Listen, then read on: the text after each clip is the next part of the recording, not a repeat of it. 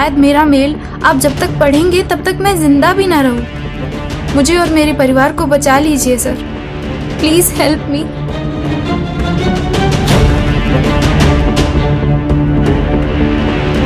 Sir एक ही परिवार के 4 लोग? इसका मतलब उस लड़की की जान को भी खतरा हो सकता है। हो सकता है। गाड़ी निकालो।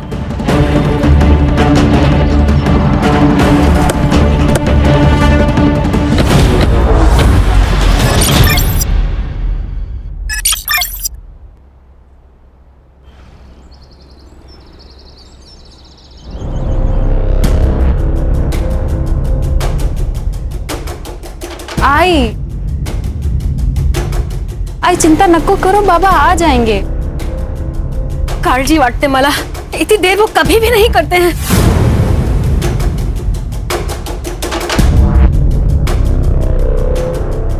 आई आप अंदर चलो।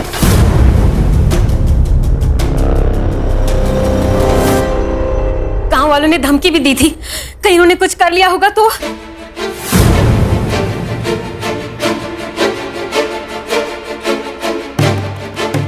अगर इतनी चिंता है भाऊजी की तो उनसे कहो ना कि लोगों की जमीनें लेना बंद करें। इतना सारा पैसा क्या छाती पे रखे ऊपर लेके जाने वाले हैं वो? क्या बात कर रहे हो बहनी? क्या बोलती है? जरा संभाल के बात किया करो। सुमन जी, सुरेश भाऊ संभालो इनको। रमेश भाऊ ने दारू पी के फिर से गांव में तमाशा किया। टेबल नहीं साफ किया। आज का रमेश भाई चारों का। Thank you. ठीक है, टेबल साफ। रक्षा, बाबा के लिए पानी लेकर आ। हाँ, इनके लिए पानी और हमारे लिए थोड़ा सा जहर। इनके वजह से गांव में चलना फिरना मुश्किल हो गया है। नीना बस। सच्ची तो कह रही है बहनी वो। आपका हमें पता नहीं, लेकिन हमारी बहुत इज्जत है इस गांव में। पर भाऊजी मैं क्या करूं? सब कुछ तो करके देख लिया। भाई को पति के हर काम में हिस्सेदार होती है, और आज जो कुछ हमारे साथ हो रहा है ना, उसकी जिम्मेदार आप भी हो। गलत है दादा, हम दोनों भाई होकर भी दादा को संभाल नहीं पा रहे। वहनी का क्या दोष है इसमें? फिलहाल इन्हें अंदर ले जाओ, दारू की गंदी बास आ रही है। हाँ हाँ ले जा रहे। चलिए चलिए आप। चलिए दादा, ध्यान से। आराम से। टेबल दादा सावकाश सावकाश सावकाश दादा।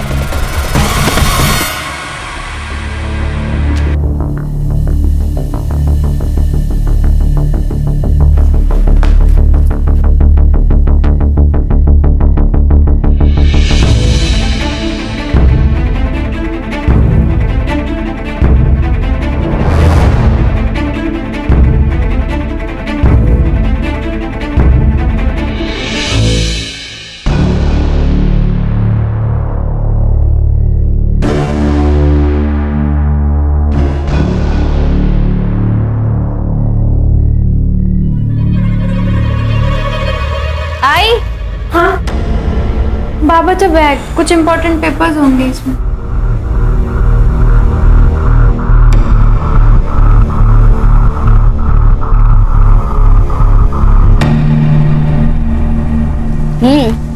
बारिश के मौसम में ना आइसक्रीम खाने का मजा ही कुछ और है।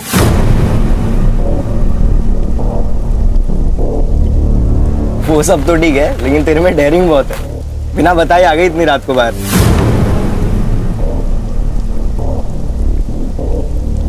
आइसक्रीम के लिए ना कुछ भी कर सकती हूँ मैं।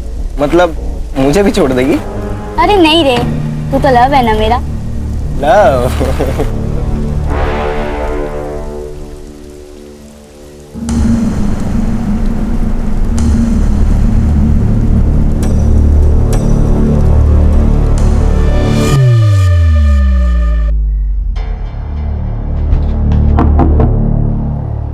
कहाँ थी? नहीं थी, बंदे का की दुकान के पास। अच्छा, किसके साथ? सोनाली के साथ थी। झूठ ऐसा बोलो जो थोड़ा सा तेज हो, खरगोश की तरह। ये कछुए की तरह मत बोलो। मतलब? सोनाली आई थी। और ये साफ करो। वो मैं देख, अशोक काका ना तुझे बार बार नहीं बचाते रहेंगे। अरे ताई, तू ना बहुत टेंशन लेती है। मत ले, तुझे पता है लाइफ में कैसे रहने का? कैसे? बिंदास। बिंदास? बिंदास? बिंदास? घर पे बिंदास सही बात कर। बाबा बाबा आप छोड़ क्यों नहीं देते हो?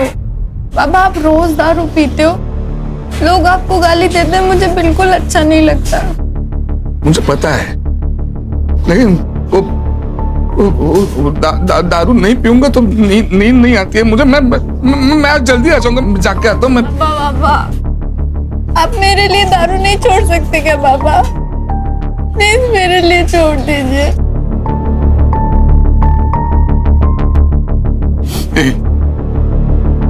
छोड़ दी, आज से अभी से।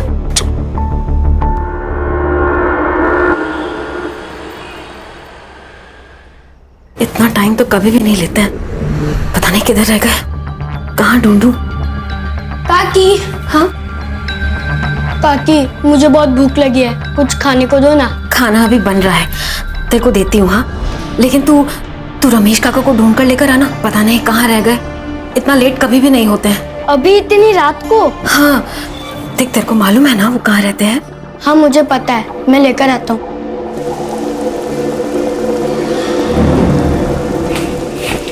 अरे दिमाग की भी भाजी बना दी है क्या? इतने छोटे से बच्चे को इतनी रात को कोई बाहर भेजता है क्या? नीना मैं डर गई थी। अरे डर गई थी तो खुद बाहर जाती ना। नीना सूरज पूरा गांव जानता है, इसके लिए भेजा उसको। तू बिना बात झगड़ा मत कर मेरे साथ। बिना बात का झगड़ा कर रही हूँ? अरे आपको फिक्र नहीं होगी अपनी बेटियों की, लेकिन मुझे अपने बच्चों की बहुत चिंता है। आई काकी आप दोनों झगड़ा मत करो ना, मैं जा रही हूँ उन दोनों को देखने, पर तुम दोनों झगड़ा मत करो। मौका चाहिए बस तुम दोनों को लड़ने का।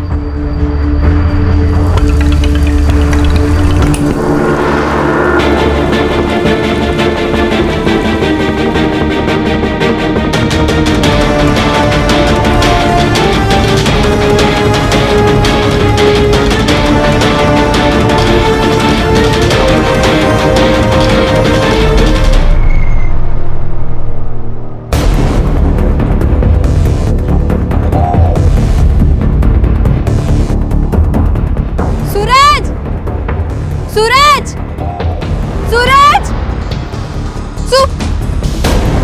पोस्टमार्टम जरूरी है। नहीं नहीं, बिल्कुल नहीं, मैं मेरी बेटी के साथ ये सब नहीं होने दूंगी। बस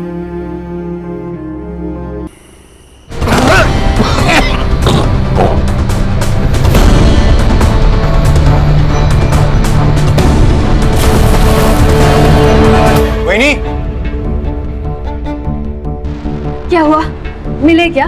हर जगह ढूंढ लिया दादा को, सारे बार ढूंढ लिए, दारू के अड्डे भी देख लिए। पर काका आप बाबा को बार में क्यों ढूंढ रहे थे? आपको पता है ना उन्होंने दारू पीना छोड़ दिया है। वो दारू को हाथ भी नहीं लगाते, उन्होंने मेरी कसम खाई है। मुझे सब पता है, दादा चुप चुप के रोज दारू पीता है। आपको इतनी प्रॉब्लम है कि दादा से? हाँ है। हाँ क्या कर लेगा दादा? मैं बोल। एक मिनट, क्या है आप दोनों का? आपको नहीं लगता हमको पुलिस में जाना चाहिए? कोई जरूरत नहीं है, दारू पी के कहीं पड़ा होगा, उतर जाएगी तो आ जाएगा घर पे।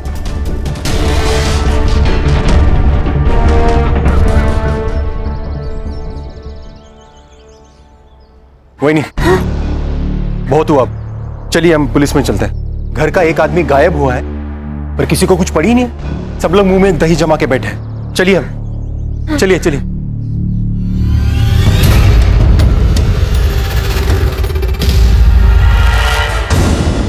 माफ करना अशोक भाऊ, लेकिन पूरा गांव जानता है कि रमेश भाऊ बहुत दारू पीते। आ जाएंगे वो।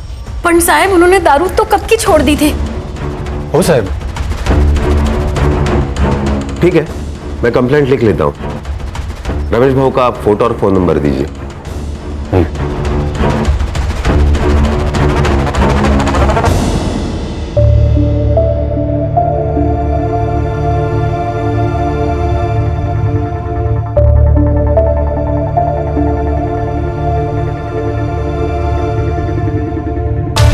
देखो अशोक भाऊ, हम कोशिश तो कर रहे हैं ना रमेश भाऊ को ढूंढने की। हर पुलिस स्टेशन, हर हॉस्पिटल, सब जगह हमने चेक किया, लेकिन रमेश भाऊ का पता कहीं नहीं चला।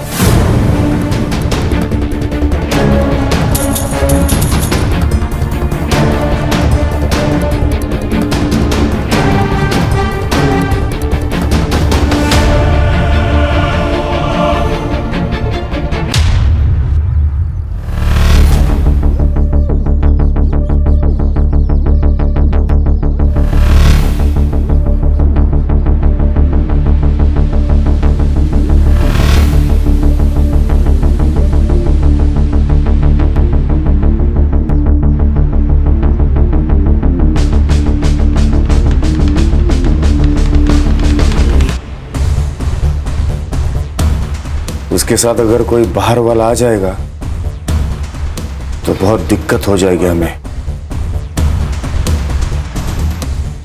तो फिर क्या सोचा है आपने? अरे दादा काय म्हणतोयस तू? मैं वहिनी से शादी कैसे कर सकता हूँ? दादा तुझे पता है ना, गर्लफ्रेंड है मेरी। अगर वो बाहर की किसी आदमी से शादी करेगी तो उसके हिस्से का पैसा बाहर चला जाएगा, और वो अगर तुझसे शादी करती है तो सारे पैसे घर के घर में ही रहेंगे। मतलब मैं पैसे के लिए वहिनी से शादी करूं? मुझसे नहीं होगा। देख, खुद के लिए नहीं, लेकिन वहिनी के भविष्य के लिए तो कर सकता है ना उससे शादी। पुण्य कमाने का मौका हर किसी को नहीं मिलता, तुझे मिला है, सोच ले। तुम्हें भाभी के फ्यूचर की पड़ी है।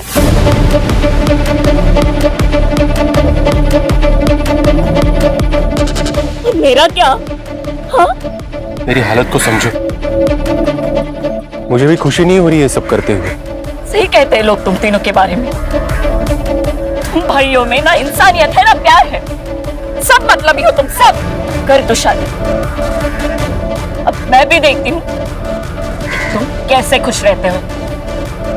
बंदा बंदा बंदा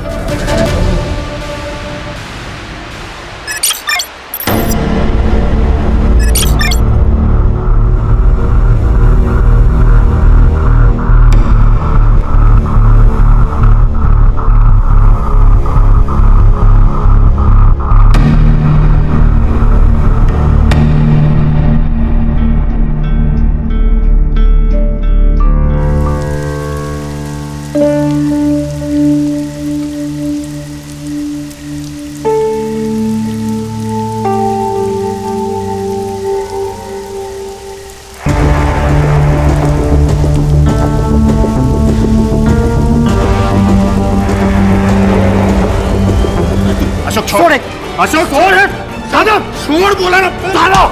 बाबा बस झाला, यही संस्कार तेरे बड़े भाई पे हाथ उठाएगा? बेरहमी से मार रहे हो बच्ची को और आप संस्कार की बात कर रहे हो? अरे इसकी जान ही ले लूंगा। यही लड़की कल जाके हम सबको बदनाम कर देगी, फिर क्या कर लेगा? मैं बाप हूं उसका, मैं देख लूंगा क्या करना है। अच्छा बाप है तू? बाप का अर्थ भी पता है तुझे? और ये क्या कर रही थी पता है तुझे? मैंने अपनी आंखों से देखा है उस अस्मिता के लड़के जैन के साथ घूमते हुए इसे। ये सब तेरे लाड़ पे आकर नतीजा है, तूने बिगाड़ा इसे। ठीक है, मैंने बिगाड़ा ना, तब मुझे मारो ना। दादा बेचारी बच्ची को क्यों मार रहे हो? अरे लेकिन अशोक, अस्मिता यहाँ आकर शाप देकर गई है हमें, कोसती है हमें वो। लेकिन उसका कारण भी तो अम्मी है ना काकी। मेरे बाबा ने उसके बाबा की जमीन धोखे से खरीद ली, जिसके कारण उन्होंने अपने आप को मार डाला। दूर रहो। और तू उस लड़के के साथ अगली बार दिखी ना तो वाकई तुझे जान से मार दूंगा।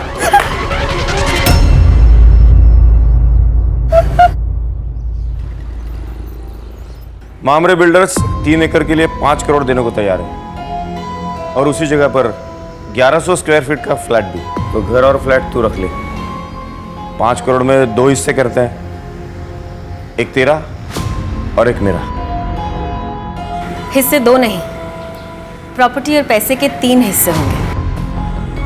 3 क्यों? अब तुम और अशोक एक ही हो ना?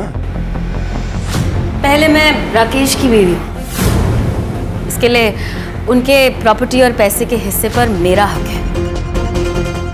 इस शादी और प्रॉपर्टी के बीच कोई संबंध नहीं है। बहुत चालाक निकली भाभी तुम, हाँ? हिस्से 2 ही होंगे। नहीं, हिस्से तो 3 ही होंगे। तो मैं भी देखता हूं 3 हिस्से कैसे होते हैं।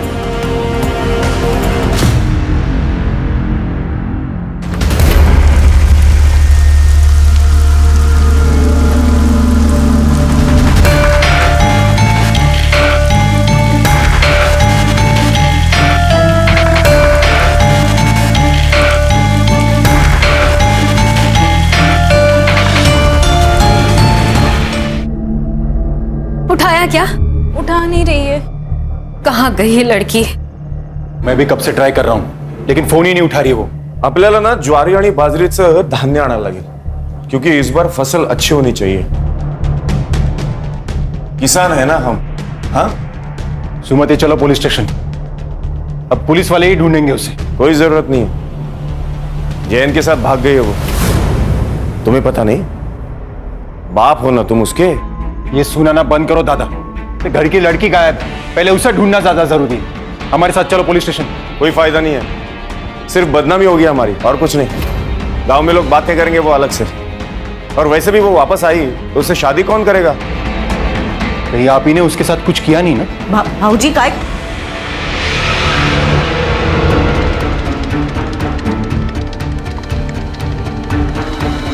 हाँ किया है। जा जाके बोल पुलिस को, जा बोलना।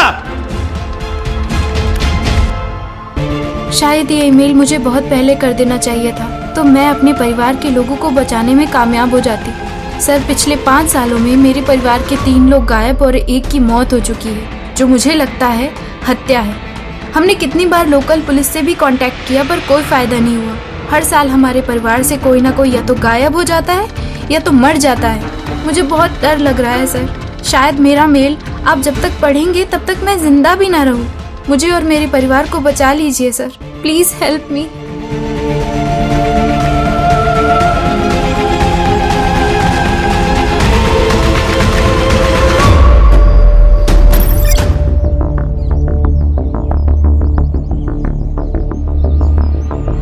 मेरी बच्ची अपनी जान नहीं ले सकती, बहुत सुलझी मेरी बच्ची। आप संभालिए अपने आप को, हम सच का पता जल्द ही लगा लेंगे। मर्डर है सर, लेकिन इतने दावे के साथ कैसे कह सकते हैं आप?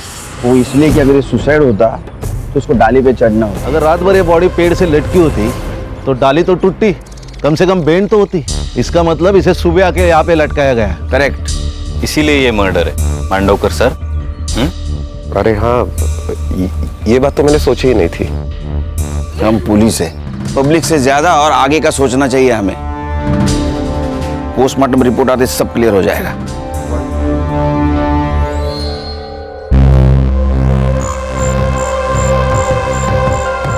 स्नेहा ने एक मेल किया था हमें, उसमें उसने मदद मांगी थी। साहब मतलब उसे पता था उसकी जान को खतरा है। क्या? एक ही परिवार के 4 लोगों के साथ एक साथ हादसा हो जाता है। एक की मौत सांप काटने से होती है, बाकी 3 रातों रात गायब हो जाते हैं।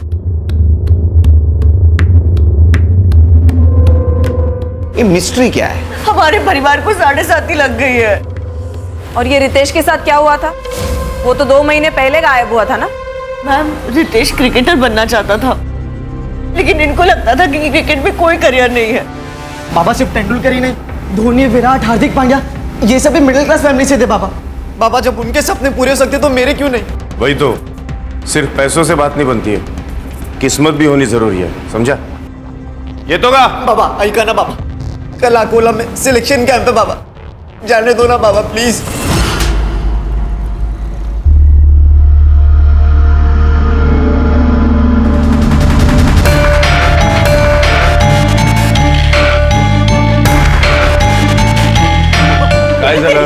ये मगर रितेश ने क्या मैसेज भेजा है? जल्दी लिखिए। अरे क्या लिखा? मैं घर छोड़कर जा रहा हूँ, मुझे क्रिकेट में करियर बनाना है, लेकिन मुझे पता है बाबा कभी नहीं मानेंगे। अब मैं तभी लौटूंगा जब मैं कुछ बन जाऊंगा।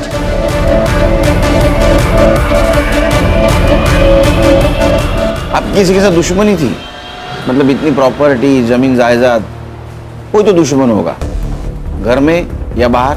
सर, रमेश दादा और सुरेश दादा ने बाहर के दुश्मन तो खुद ही बनाए थे।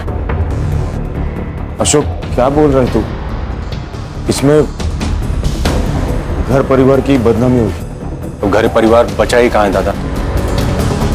सर, रमेश दादा और सुरेश दादा ने बहुत से गांव वालों की जमीनें कौड़ी मूल दामों में खरीदी थी।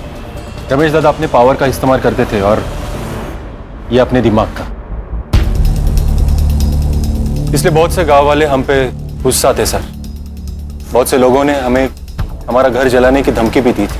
अगर आपने अभी अस्मिता वहिनी को हाथ भी लगाया ना तो आपके पूरे घर को जला देंगे। अस्मिता नाम की एक औरत है साहब, जादू टोना करती है। हमारे घर की तबाही देखकर उसे बहुत खुशी होती थी। और सर, इनकी बेटी उसके लड़के के साथ भाग गई है। नीना, मेरी बेटी गायब हुई है, मर गई है या जिंदा है पता नहीं है हमें। ये रक्षा और स्नेहा के बीच कैसे संबंध है? एक दूसरे से जान से भी ज्यादा प्यार करते थे दोनों।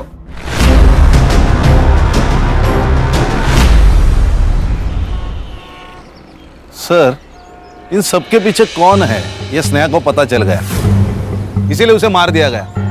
उसका खून होना और उसका मेल आना ये कोइंसिडेंस यही बता रहा है। 12 साल का लड़का, 16 और 20 साल की लड़की, इनके साथ किसी क्या दुश्मनी हो सकती है? सर, ये अस्मिता, इसके पास भी तो मोटिव है इन्हें मारने का। एक काम करो, अस्मिता के बारे में पता करो। और खान, धानोली एरिया में जितने भी पुलिस स्टेशन है वहां से पता करो कि कोई डेड बॉडी उनके पास आई है क्या। सर। और तुम स्नेहा, इसके CDR निकालो, पता तो चले क्या सीन है। क्या कहे साहब, रद्दी के दाम जमीनें खरीदी हमसे। अरे साहब, रमेश भाऊ ने तो गुंडे पाल रखे थे, कोई अगर उनके खिलाफ आवाज उठाए तो पीट देते थे लोगों को। ये अस्मिता कौन है? साहब, उसी के पति की तो जमीन रमेश भाऊ ने जबरदस्ती से ले ली, उसने अपनी जान दे दी। बस तब से बेचारी खुश होश हो बैठी। देख रहे हैं सर, बस यही करती रहती है दिन भर। सर, ये उन चारों की फाइल्स, रमेश, रक्षा, सूरज और रितेश। रमेश, रक्षा और रितेश, इनकी फोटो पुलिस स्टेशन में भेजी थी? Yes sir. वहां से कोई रिप्लाई या हॉस्पिटल से कोई इंक्वायरी? No sir. सर, ये रमेश के बारे में गांव में पूछताछ की है मैंने, कैरेक्टर खराब है सर उसका। सर, वो अस्मिता जादू टोना करती है सर। ये नजारा बहुत ही डेंजर था, 1 मिनट के लिए मैं भी डर गया। सर, कहीं इस अस्मिता ने तो नहीं इनको मारा? नहीं सर, उसका दिमागी संतुलन ठीक नहीं है, मुझे नहीं लगता उसमें इतनी हिम्मत होगी। जिसको खोने का डर नहीं होता है उसकी हिम्मत बढ़ती है। सर, ये अस्मिता ने नहीं, लेकिन उसका बेटा, वो तो मार सकता है। उसका अफेयर चल रहा था उस रक्षा के साथ, शायद ये प्यार का नाटक भी पूरे फैमिली के साथ बदला लेने के लिए किया होगा उसने।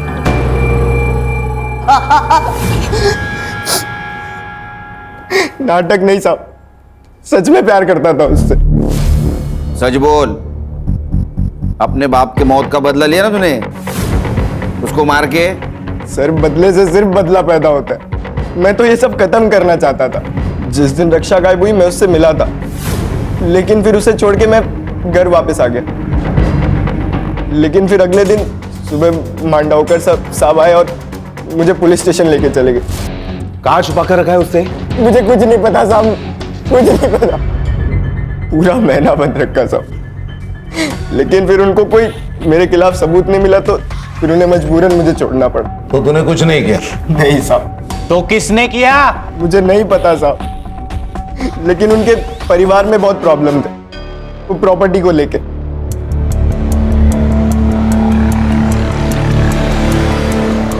सर, ये छोटे भाई ने बड़े भाई के बीवी के साथ शादी की। ये बड़ा भाई साहूकार सबकी जमीनें लूटता था, उसमें वो शराबी। और ये बीच वाला बहुत गुस्से वाला, सबकी जमीनें हड़पना चाहता है। क्या फैमिली है सर। फैमिली तो अजीब है, लेकिन हर एक के पास स्नेहा को मारने का मोटिव है। लेकिन सर, अपने ही बच्चे को कोई क्यों मारेगा? अरे संग्राम, पैसा अच्छों की नीयत खराब कर देता है। वो नहीं देखता छोटा क्या बड़ा क्या। सर, ये स्नेहा की CDR रिपोर्ट, उसकी लास्ट लोकेशन घानोरी बस स्टैंड ही थी sir. Bus stand? Bus stand पे क्या कर रही थी? उसके मोबाइल से कुछ पता चला, बॉयफ्रेंड या कुछ डिटेल्स? नहीं सर, ये इन्फॉर्मेशन तो अब तक क्लियर नहीं है। ये गायकवाड़ फैमिली हमसे कुछ छुपा रही है। कहाँ? सर, हम लोग इनसे अलग अलग बात करते हैं, सच क्या है पता चल जाएगा। सुमति मेरी बहुत चालाक औरत है। रमेश भाई थे तब भी वो अशोक को रिझाने की कोशिश करती थी। हाँ सर, मैंने अपनी आंखों से देखा है सर, उसकी हर चाल में समझ गई हूँ। हमें ऐसा लगा कि पति नहीं है इसीलिए वो ऐसा कर रही है, और उसने बाहर कहीं गलत कर दिया तो हम किसी को मुंह दिखाने के लायक नहीं रहेंगे, इसीलिए फिर हमने उनकी शादी करवा दी। सर, लेकिन बाद में हमें पता चला कि उन दोनों का प्लान था प्रॉपर्टी के चक्कर में। सुरेश और नीना जैसे दिखते हैं वैसे है नहीं। नीना जादू टोना करती है।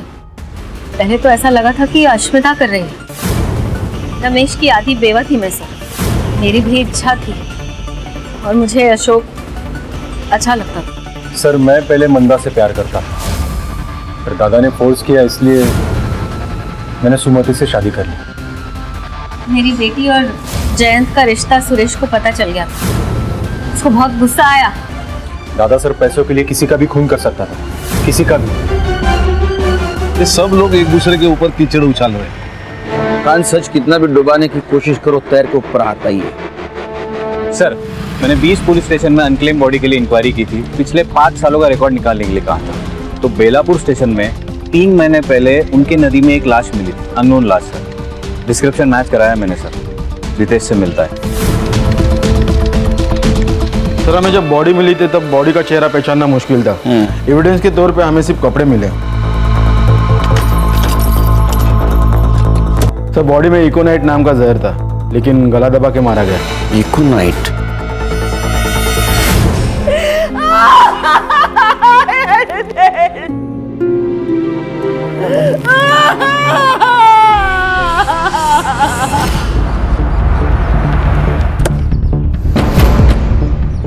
सर इस नदी थी। ये नदी कहाँ से आती है? सर वैसे तो सिरडोन और गनौरी से होकर आती है। सर नदी का बहाव बहुत कम है। लाश यहाँ मिली है, इसका मतलब मर्डर यही हुआ है। ये डैम का पानी जब छोड़ा जाता है ना खान, तो उसका फ्लो ज्यादा होता है। तो मुझे लगता है वो डैम के पानी के साथ बहते बहते यहाँ आ गए। हाँ सर, गनौरी को लग के वहाँ एक डैम है। एवरी मंडे 2 घंटे के लिए उसका पानी छोड़ा जाता है। डैम के पानी के साथ साथ लाश बहते यहाँ आ गई। पत्थर से टकराई इसलिए वो डैमेज थी। संग्राम पता करो डैम के बारे में। Right sir. सर आपका अंदाजा सही था।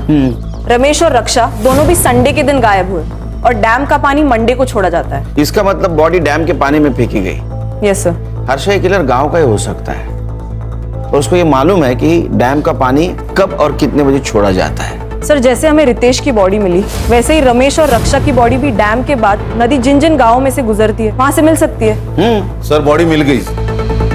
ये रमेश की बॉडी उसके गायब होने के 3 महीने के बाद अकोड़ गांव में मिली और ये रक्षा यहाँ से 20 किलोमीटर दूर वाकापुर गांव में उसकी लाश मिली। और हमने आयो से भी बात की है सर। उनका ये कहना था कि उन्होंने बॉडी की सारी डिटेल्स, फोटोज सब कुछ गानौरी पुलिस स्टेशन में भेजा था। ये मांडवकर झूठ बोल रहा है हमसे। लगाई था मुझे। एक काम करो संग्राम सर, पुलिस स्टेशन से मेल का डेट और टाइम दोनों मंगाओ। तो मांडवकर को बुलाओ। सर मैं आपसे कुछ छुपा नहीं रहा हूं, मेरा यकीन कीजिए ऐसी कोई रिपोर्ट मेरे पास नहीं आई थी। चाहे तो आप मेरा लैपटॉप, मेरा मेल आईडी चेक कर सकते हैं। वो तो कर रहे हैं हम लोग। मिला? सर नहीं। स्पैम में चेक करो।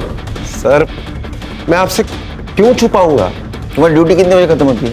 सर 4 बजे। आज 15 मिनट पहले जा।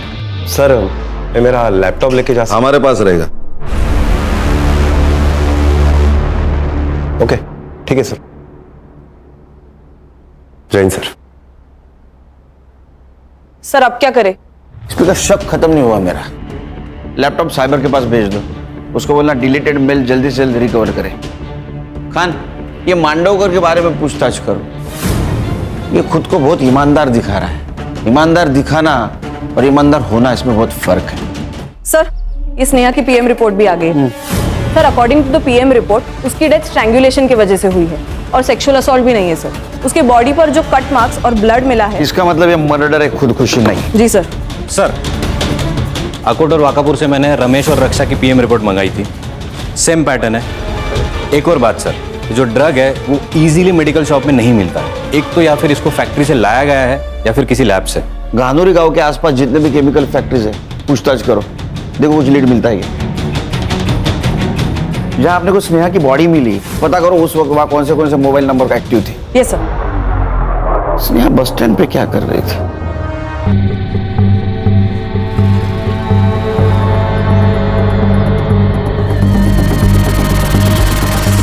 सर गानौरी गांव से लगकर एक केमिकल फैक्ट्री है, वहाँ सारे एम्प्लॉयज से मैंने पूछताछ की है तो उनका ये कहना है कि ड्रग बाहर ले जाना इम्पॉसिबल है। संग्राम हर प्रॉब्लम का एक जुगाड़ होता है। ड्रग्स तो बाहर आए, पता करो किसी ने कुछ देखा है क्या? Right sir. हेलो, नहीं मुझे जल्द से जल्द रिपोर्ट चाहिए किसी भी हालत में। Sorry sir. सर, ये पूरी फैमिली अकोला गई थी कुलदैवत के दर्शन के लिए, और ये अशोक ये मुंबई गया था। उसने बस रिजर्वेशन दिखाया मुझे, लेकिन ये स्नेहा क्लासेस से सीधा अकोला जाने वाली थी, इसीलिए बस स्टैंड पे खड़ी थी। बस स्टैंड का सीसीटीवी फुटेज? सीसीटीवी है नहीं सर। सीसीटीवी नहीं है सर, स्नेहा की बॉडी के पास एक नंबर एक्टिव था। किसका है?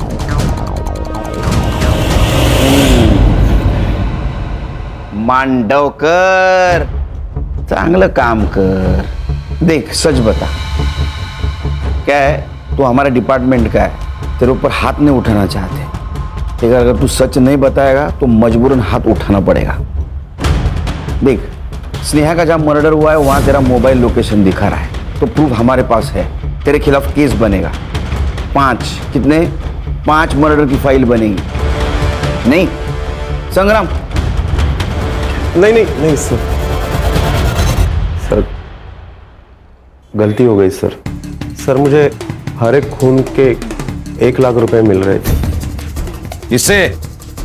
मेरे बचपन के दोस्त से।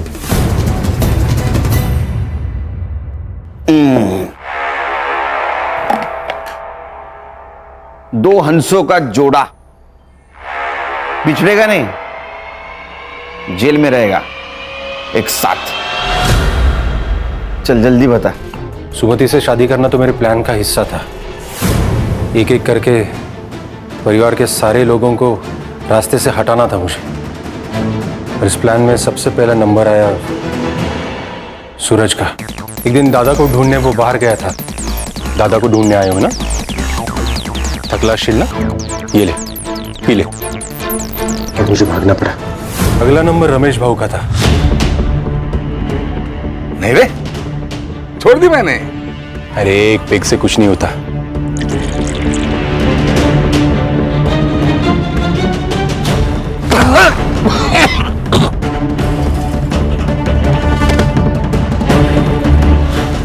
रक्षा, तुम सुरेश दादा की बात का बुरा मान गई?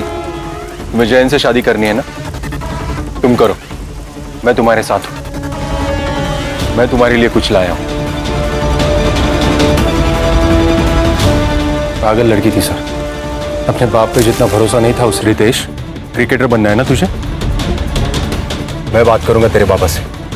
थक गया होगा, ये ले कुछ लाया हूं मैं तेरे लिए।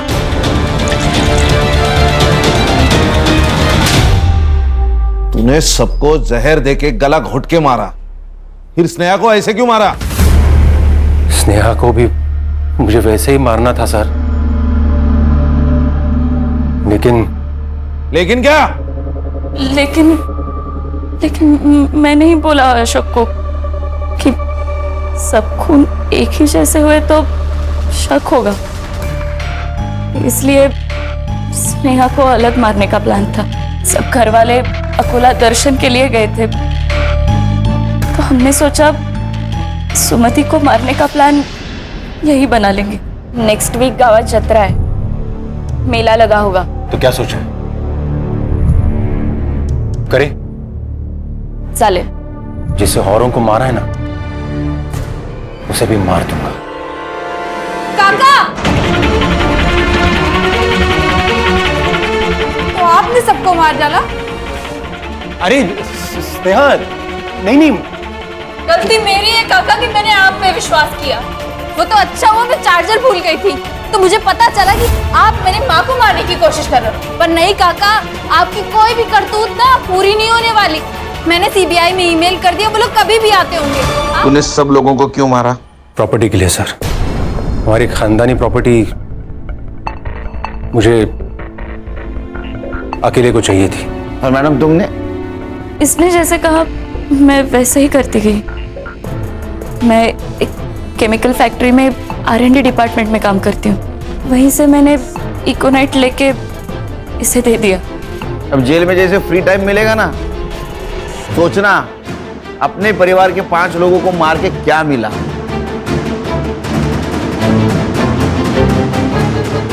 आंखों पर पट्टी होना भी बहुत गलत है। अशोक को सब लोग नेक बंदा समझते थे, इसलिए उसके ऊपर किसी ने शक नहीं किया। भूख जब घर में आती है तो पहले घर के बर्तन बचते हैं। ये स्नेहा को जो डाउट हुआ था ना, वो उसी वक्त उसके घर के किसी बड़े सदस्य को होता, तो ये सब नहीं होता।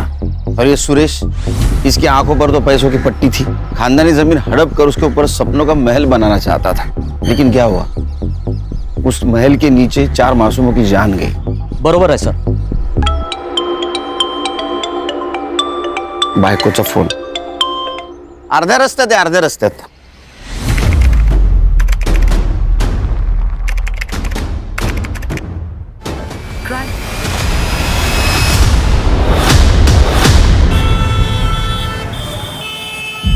लोगों की भीड़ में भी कई बार हम अकेले होते हैं। हम सबकी जिंदगी अलग हो सकती है, लेकिन हम सबके सुख दुख के किस्से तो शायद एक जैसे ही होते हैं। कोई अपने अतीत से लड़ रहा होता है तो कोई अपने वर्तमान से।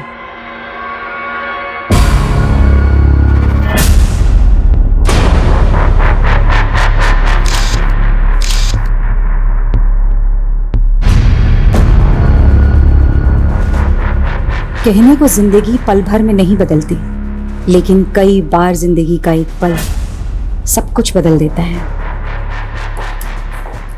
विक्रम जी अंदर? हाँ जी अंदर है. ओके.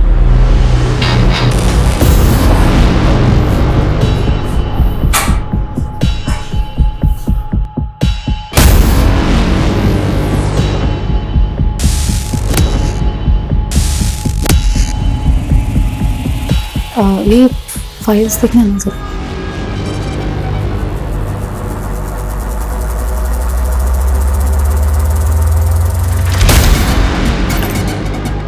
अरे, आर यू ऑल राइट? जी. ओके. जयंती, क्या हुआ? Nothing sir. सर एक सेकेंड. सर वो आदमी कौन था? पहले कभी नहीं देखा. He is my friend. और मैंने तुम्हें देखा, तुम छुपकर हमें देख रही थी. आखिर ये चल क्या रहा है sir? Are you trying to spy on me? Yes, because Reema 3 दिन से ऑफिस नहीं आ रही है सर, और उसका फोन भी बंद आ रहा है. आखिरी बार तो आप ही के साथ थी ना. कहाँ है Reema?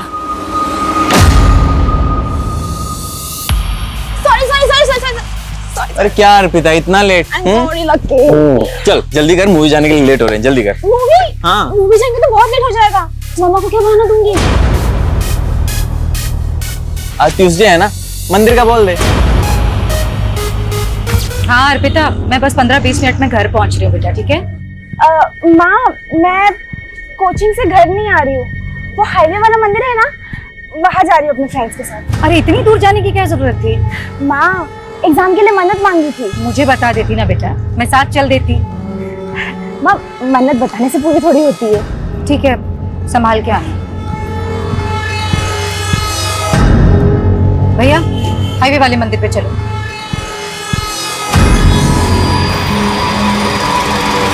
I get down to business.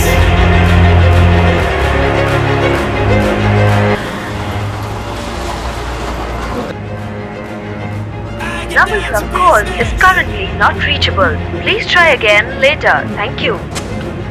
ये लड़की ना.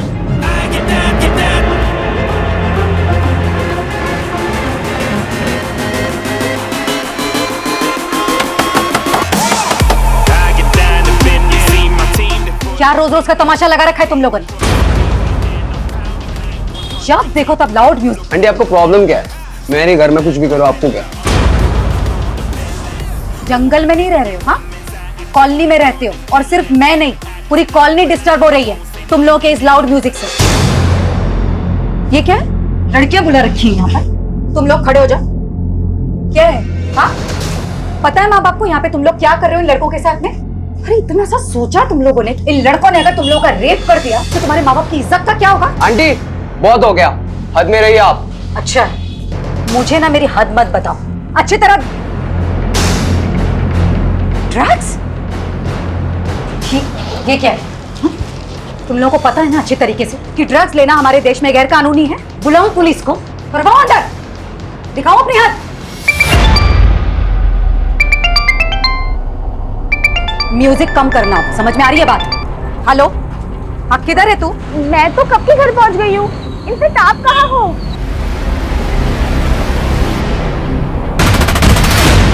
तो तू अब मुझसे खुलेआम झूठ बोलने लगी है। गई थी मैं तेरे कोचिंग सेंटर, वहां से पता चला कि तेरा एक लड़के के साथ चक्कर चल रहा है। ओह, तो अब आप मेरी जासूसी करने लगी? ज्यादा बकवास मत कर अर्पिता। एक तो झूठ बोलती है, ऊपर से मुझ पर इल्जाम लगा रही है। हाँ बोला झूठ, क्योंकि आप मुझे मेरी लाइफ जीने ही नहीं देती हो। हर बार पढ़ो पढ़ो पढ़ो, लेकिन अब इस उम्र में मैं अपने फ्रेंड्स के साथ घूमने नहीं जाऊंगी तो कब जाओगी? हाँ अर्पिता, लेकिन तू एक लड़के के साथ अकेली बाहर गई थी कि नहीं? बोल। हाँ गई थी, तो इसमें बुराई क्या है? बॉयफ्रेंड है वो मेरा, और ज्यादा रोक तो की ना तो दुनिया ठीक से देखी नहीं तूने।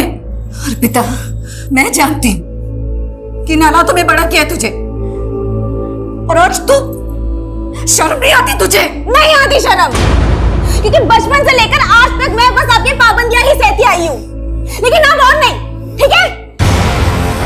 अर्पिता, अर्पिता!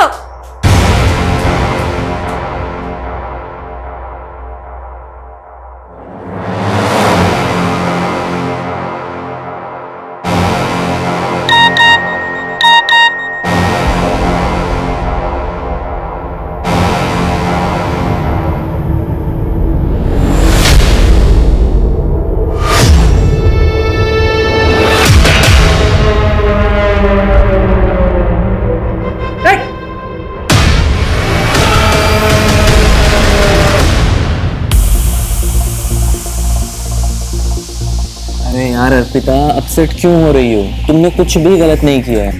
यार, अगर आज मेरे पापा जिंदा होते ना तो मेरे साथ ऐसा बिल्कुल नहीं होता। Let's have a drink, okay?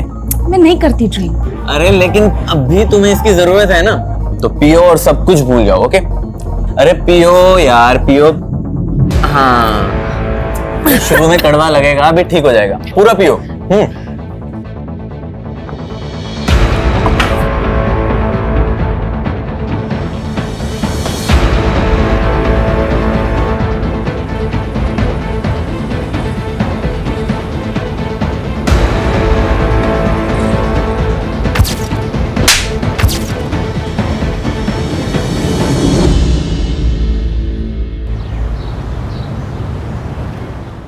और फिर भालू ने कहा, मुझे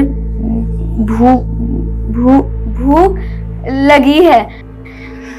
अरे गुड्डी, ये क्या पढ़ रही हो तुम? मैं तो एक हिंदी की कहानी पढ़ रही हूँ। मैं हिंदी लिख भी सकती हूँ, और पता है अब मुझे ना हिंदी में फुल मार्क्स आएंगे। अरे वाह, तब तो तुम्हें प्राइज मिलना चाहिए। बोलो क्या चाहिए तुम्हें? मुझे तो मून पर जाना है। अच्छा, लेकिन उसके लिए तो तुम्हें एस्ट्रोनॉट बनना पड़ेगा। लेकिन मैं एस्ट्रोनॉट कैसे बनूंगी? उसके लिए तुम्हें बस एक छोटा सा टेस्ट देना होगा। कैसा टेस्ट? देखो, मैं तुम्हारी बॉडी को चेक करूंगा, और जिसकी बॉडी में 5 तिल होते हैं ना, वो एस्ट्रोनॉट बन सकता है। तो चलो अपने तिल दिखाओ।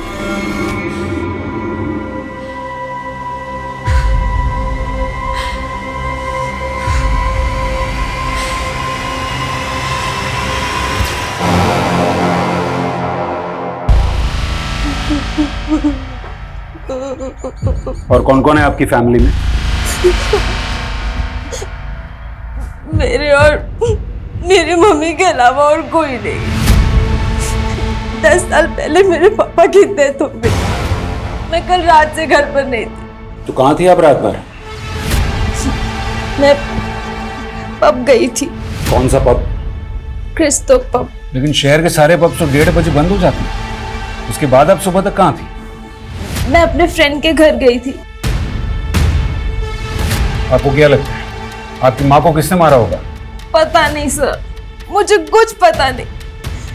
पर हाँ, कल रात को मेरी मम्मा का पड़ोस के लड़कों के साथ झगड़ा हुआ था, क्योंकि वो पार्टी कर रहे थे इसलिए। अभी तो आपने कहा कि आप रात भर घर नहीं थी, फिर आपने ये सब कैसे देखा? क्योंकि मैं 10 बजे तक यही थी।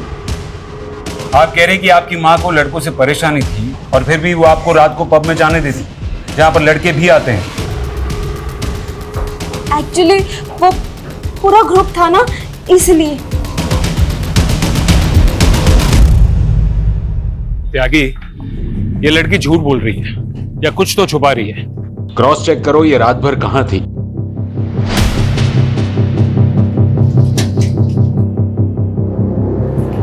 ये दोनों कहाँ हैं? पता नहीं सर, बहुत ही बिगड़े हुए लड़के हैं, दिन रात पार्टी करते थे।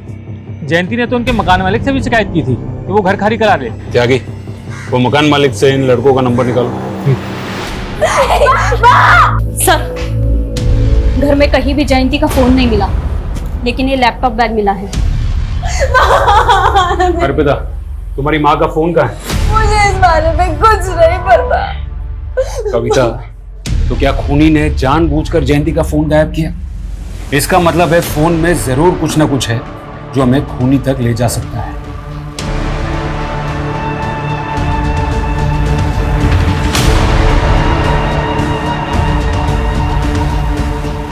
सर, लड़कों के मकान मालिक से बात हो गई है। दोनों लड़कों का नंबर मिला था, लेकिन सर दोनों का फोन स्विच ऑफ है। क्या ये हो सकता है कि वो दोनों खून करके गायब हो गए? चलो घर के अंदर घुसते हैं।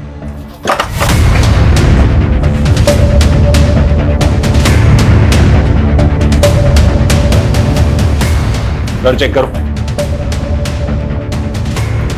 सर, त्यागी, फॉरेंसिक को बुलाओ और दोनों घर के फिंगरप्रिंट सैंपल ले लो और वो दोनों लड़कों की डिटेल निकालो और पता करो कि यहाँ पार्टी में दीपेश और राघव के साथ और कौन कौन मौजूद था। ठीक है सर।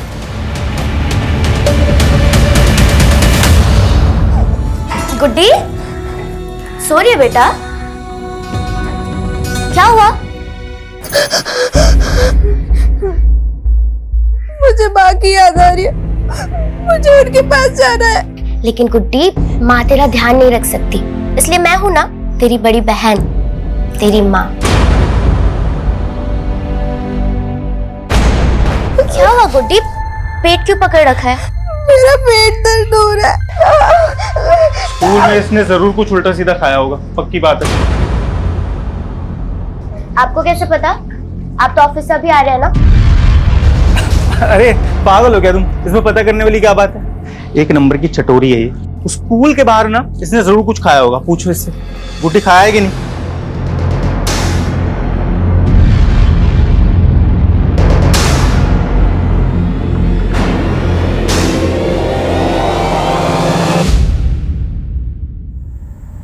ये देखिए सर, ये दोनों पब में 11 बजे एंट्री करते हैं और 1:30 बजे वहां से बाहर निकलते हैं। ये लड़की जो नशे में धुत है, ठीक से चल भी नहीं पा रही। Right sir. और जयंती के बारे में अभी तक हमें जो भी इंफॉर्मेशन मिली है, उससे तो यही लगता है कि जयंती नियम कायदे की काफी स्ट्रिक्ट औरत थी और उसकी बेटी साल में। और वो पड़ोस वाले लड़के दीपेश और राघव, उनकी क्या रिपोर्ट है? सर, उनका फोन आखिरी बार गुरुग्राम में बंद हुआ था। वैसे वो रहने वाले भोपाल के हैं, दिल्ली में पढ़ाई करते हैं। मैंने भोपाल पुलिस को भी इन्फॉर्म कर दिया है। और सर, वो अर्पिता के बॉयफ्रेंड, उसको भी बुला लिया है। सर, अर्पिता उस रात पूरी तरह से आउट थी। उसने पहली बार ड्रिंक की थी उस रात। पहली बार? ये तू कैसे जानता है? वो सर, अर्पिता मेरी 2 साल से दोस्त है। उसने आज से पहले कभी भी ड्रिंक नहीं किया। जी सर, वो थोड़ा अपसेट थी। किस बात को लेकर? सर, वो तो मुझे नहीं पता, लेकिन वो बहुत गिल्ट महसूस कर रही थी कि वो उस हालत में घर जाकर अपनी माँ को फेस कैसे करेगी। इसलिए वो पूरी रात मेरे साथ मेरे घर पर ही थी। सुबह होते ही वो चली गई। आप चाहें तो आप चेक कर सकते हैं। वो तो हम चेक कर ही लेंगे। और सुन, बिना परमिशन के शहर से बाहर नहीं जाना। चल।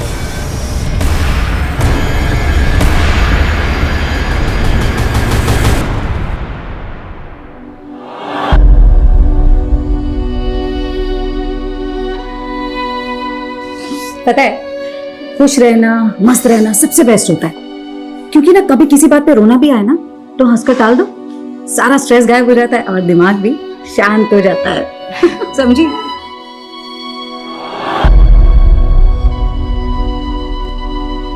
सर, जयंती का फोन रात 10:30 बजे बंद हुआ था, वो भी उसके घर वाले एरिया में। और उसका फोन भी गायब है, जो हम मान रहे हैं कि किलर ने गायब किया है। अर्पिता मेन सस्पेक्ट है। मुझे लगता है कि फोन गायब करने के पीछे की वजह माँ और बेटी के बीच की चैट हिस्ट्री को छुपाना होगा, क्योंकि उससे हमें पता चल जाता कि माँ और बेटी के बीच में बनती नहीं थी। और हाँ, वो 2 लड़के दीपेश और राघव, उनके बारे में भी पता करना होगा कि वो क्यों गायब। सर, इन दोनों लड़कों के CDR में ऐसी 2 लड़कियों के नंबर मिले हैं जो साथ पार्टी में थे, अदिति और विनीता। उनसे मिलना होगा, शायद उनको पता हो कि दीपेश और राघव कहाँ है। कविता, तुम जयंती के फोन का लोकेशन IMEI नंबर से ट्रेस कर। Okay sir.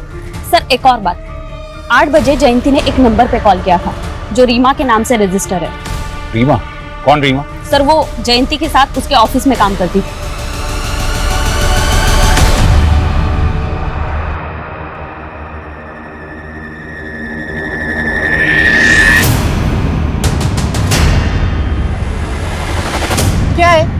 कौन हो तुम? मैडम, आए दिन पेट दर्द की शिकायत रहती है। मुझे लगता है पेट से है। क्या?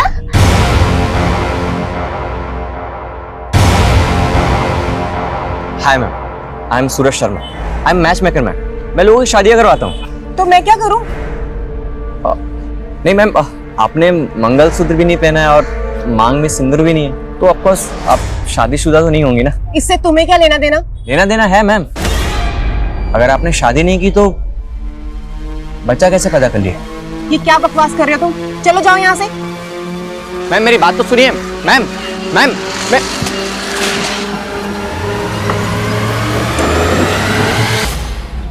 दीदी, ये पेट से क्या होता है?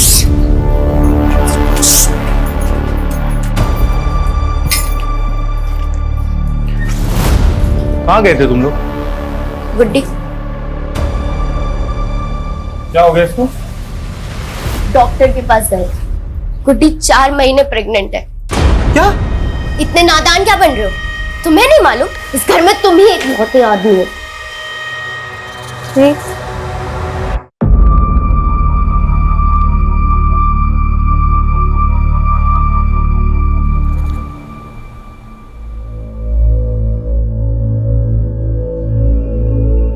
बेटा, 10 सालों में मैंने हमेशा यही चाहा कि मैं तुझे तेरे पापा की कमी कभी ना महसूस होने दूं, और आज भी यही कोशिश करती आ रही हूं कि तुझे दुनिया की सारी खुशियां दूं।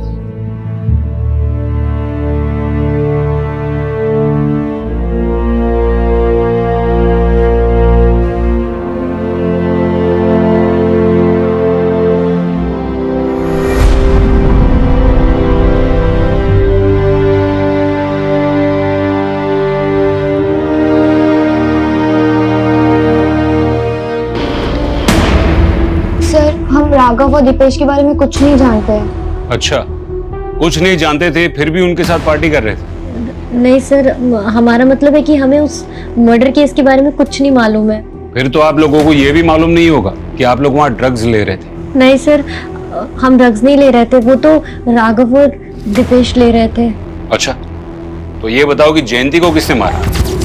सर हमें नहीं पता, हम तो बस 2 बजे तक वहाँ पे थे। लेकिन हाँ, उससे कुछ देर पहले दीपेश ड्रिंक्स का जुगाड़ करने बाहर गया था और वो वापस नहीं लौटा, तो उसको देखने के लिए राघव भी बाहर गया और फिर दोनों साथ में आ गए वापस। उठो उठो उठो, चलो चलो चलो। कहाँ जाना है यार? अरे आगे का सेलिब्रेशन गुरुग्राम में करते हैं ना। हम नहीं गए सर, हम अपने घर चले गए। उसके बाद वो लोग गए थे। गुरुग्राम में वो कहाँ लेके जाने वाला था? सर कुछ नाम तो नहीं बताया था।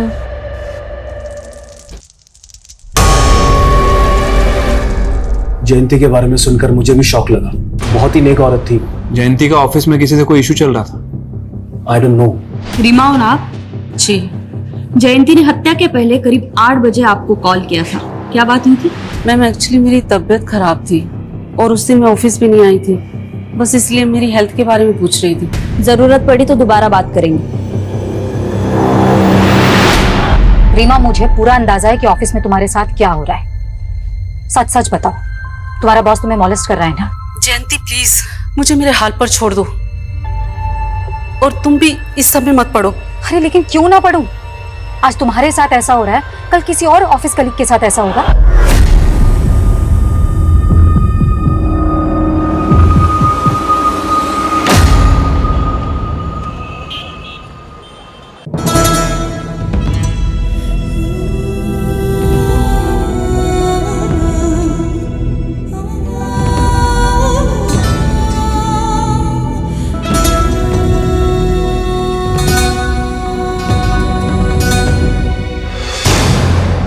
और तुम ज्यादा भोले मत बनो।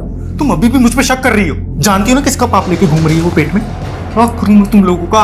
अबॉर्शन तो मैं भी करवाना चाहती थी ना अरविंद। अब डॉक्टर ने मना कर दिया तो मैं अपनी बहन को मार तो नहीं सकती ना।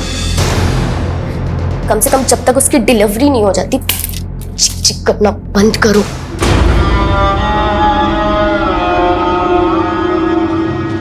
इसका मतलब है मर्डर के काफी पहले उसका फोन बंद हुआ था या फिर गायब हुआ?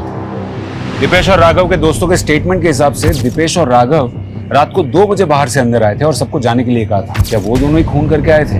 और सर दूसरी तरफ अर्पिता और लकी भी 1:30 बजे के करीब पब से निकल गए थे। शायद उन्होंने जयंती को मारा और फिर वो दोनों लकी के घर चले गए। सर आपको लगता है कि जिस हालत में वो पब से निकले इस तरह से मर्डर कर सकते हैं? यागी, मुजरिम अगर शातिर होना तो हम वही देखेंगे जो वो हमें दिखाना चाहता है। अर्पिता का यूं पब से लड़खड़ाते हुए निकलना, ये पूरा का पूरा ड्रामा लकी और अर्पिता का हो सकता है, ताकि उन पर किसी को शक न जाए। कविता, जयंती के घर से हमें लैपटॉप बैग मिला था, उसमें से कुछ मिला? हाँ सर, एक डायरी मिली है। लगता है जयंती अक्सर उसमें लिखा करती थी।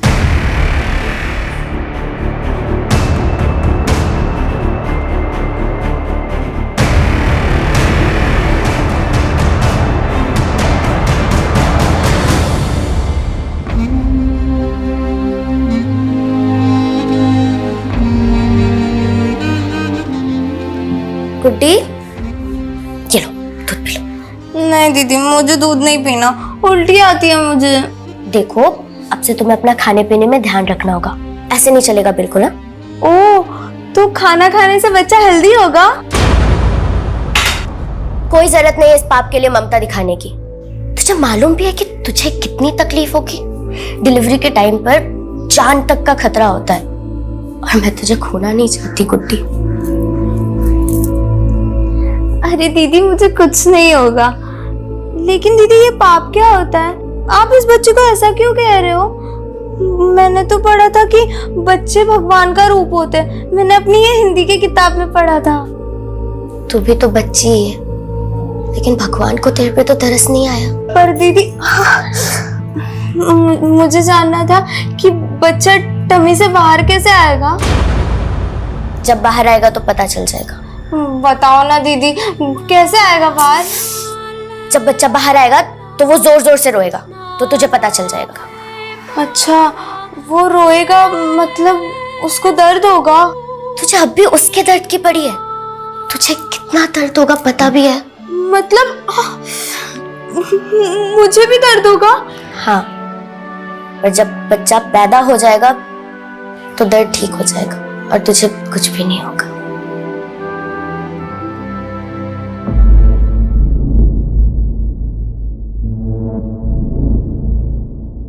जब भी 25 जून आती है तो लगता है जैसे मेरे ऊपर एक बहुत बड़ा बोझ है जिसके तले दबी जा रही हूं। 10 साल पहले 25 जून को क्या हुआ था? मेरे पापा की डेथ हुई थी उस दिन। तो तुम्हारी माँ ने उनकी डायरी में ऐसा क्यों लिखा था कि 25 जून को उनका कोई बोझ उतर गया था? सर, मैंने उनकी डायरी कभी नहीं पढ़ी। नाम क्या था तुम्हारे पापा का? राजू। तुम्हारी मम्मी और पापा के बीच रिश्ता कैसा था? वैसे तो वो दोनों एक दूसरे से बहुत प्यार करते थे सर, लेकिन उनके बीच हमेशा झगड़ा होता रहता था। किस बात को लेकर? मेरे पापा का एक पैर काम नहीं करता था और वो एक छोटी सी फैक्ट्री में काम करते थे। उन्हें बिल्कुल अच्छा नहीं लगता था कि माँ उनसे ज़्यादा कमाती है। उन्हें माँ से कॉम्प्लेक्स था। इसी फ्रस्ट्रेशन में उन्होंने शराब पीना शुरू कर दिया। लेकिन पापा बहुत अच्छे थे, माँ उन्हें समझ ही नहीं पाई। तुम्हारे पापा की डेथ कैसे हुई? हार्ट अटैक आया था उनको। तुम्हारे बाकी कोई रिश्तेदार नहीं दिखे? ना तुम्हारी मम्मी की तरफ से ना पापा की तरफ से? मेरी माँ की तरफ से कोई नहीं था सर। माँ एक लौती बेटी थी और मैंने अपने नाना नानी को कभी नहीं देखा। बहुत पहले उनकी डेथ हो गई थी। और पापा की तरफ से? मेरी दादी थी, पर जब मैं 7 साल की थी तभी उनकी डेथ हो गई। और पापा का भी कोई भाई बहन नहीं था। सर, मुझे तो लग रहा है ये अर्पिता कोई भी बात सही से नहीं बता रही। शायद वो चाहती ही नहीं कि उसके रिश्तेदार सामने आए और वो उन दोनों माँ बेटी के खराब रिश्तों के बारे में बता के उस पर शक जताए। कविता, अगर उसके माँ बाप के कोई रिश्तेदार हैं भी तो उनका तो पता लग ही जाएगा। जयंती के CDR रिपोर्ट में मौजूद हर एक नंबर की डिटेल निकालो। जयंती के सोशल मीडिया अकाउंट्स भी चेक करो। मैं ये जानना चाहता हूँ कि जयंती ने अपनी डायरी में ऐसा क्यों लिखा था कि 10 साल पहले उसके पति के मौत वाली दिन उसके सर का बोझ उतर गया था। क्या जयंती के पति की मौत के पीछे कोई राज छुपा था? राजू, छोड़ो मुझे, छोड़ो मुझे राजू, राजू। अर्पिता, अर्पिता, तेरे पापा को अटैक आया। मैं डॉक्टर को लेके आती हूँ, हाँ? तू ध्यान रखना। सर, राघव के एक दोस्त से पता चला है कि राघव और दीपेश गुरुग्राम के एक घर में है।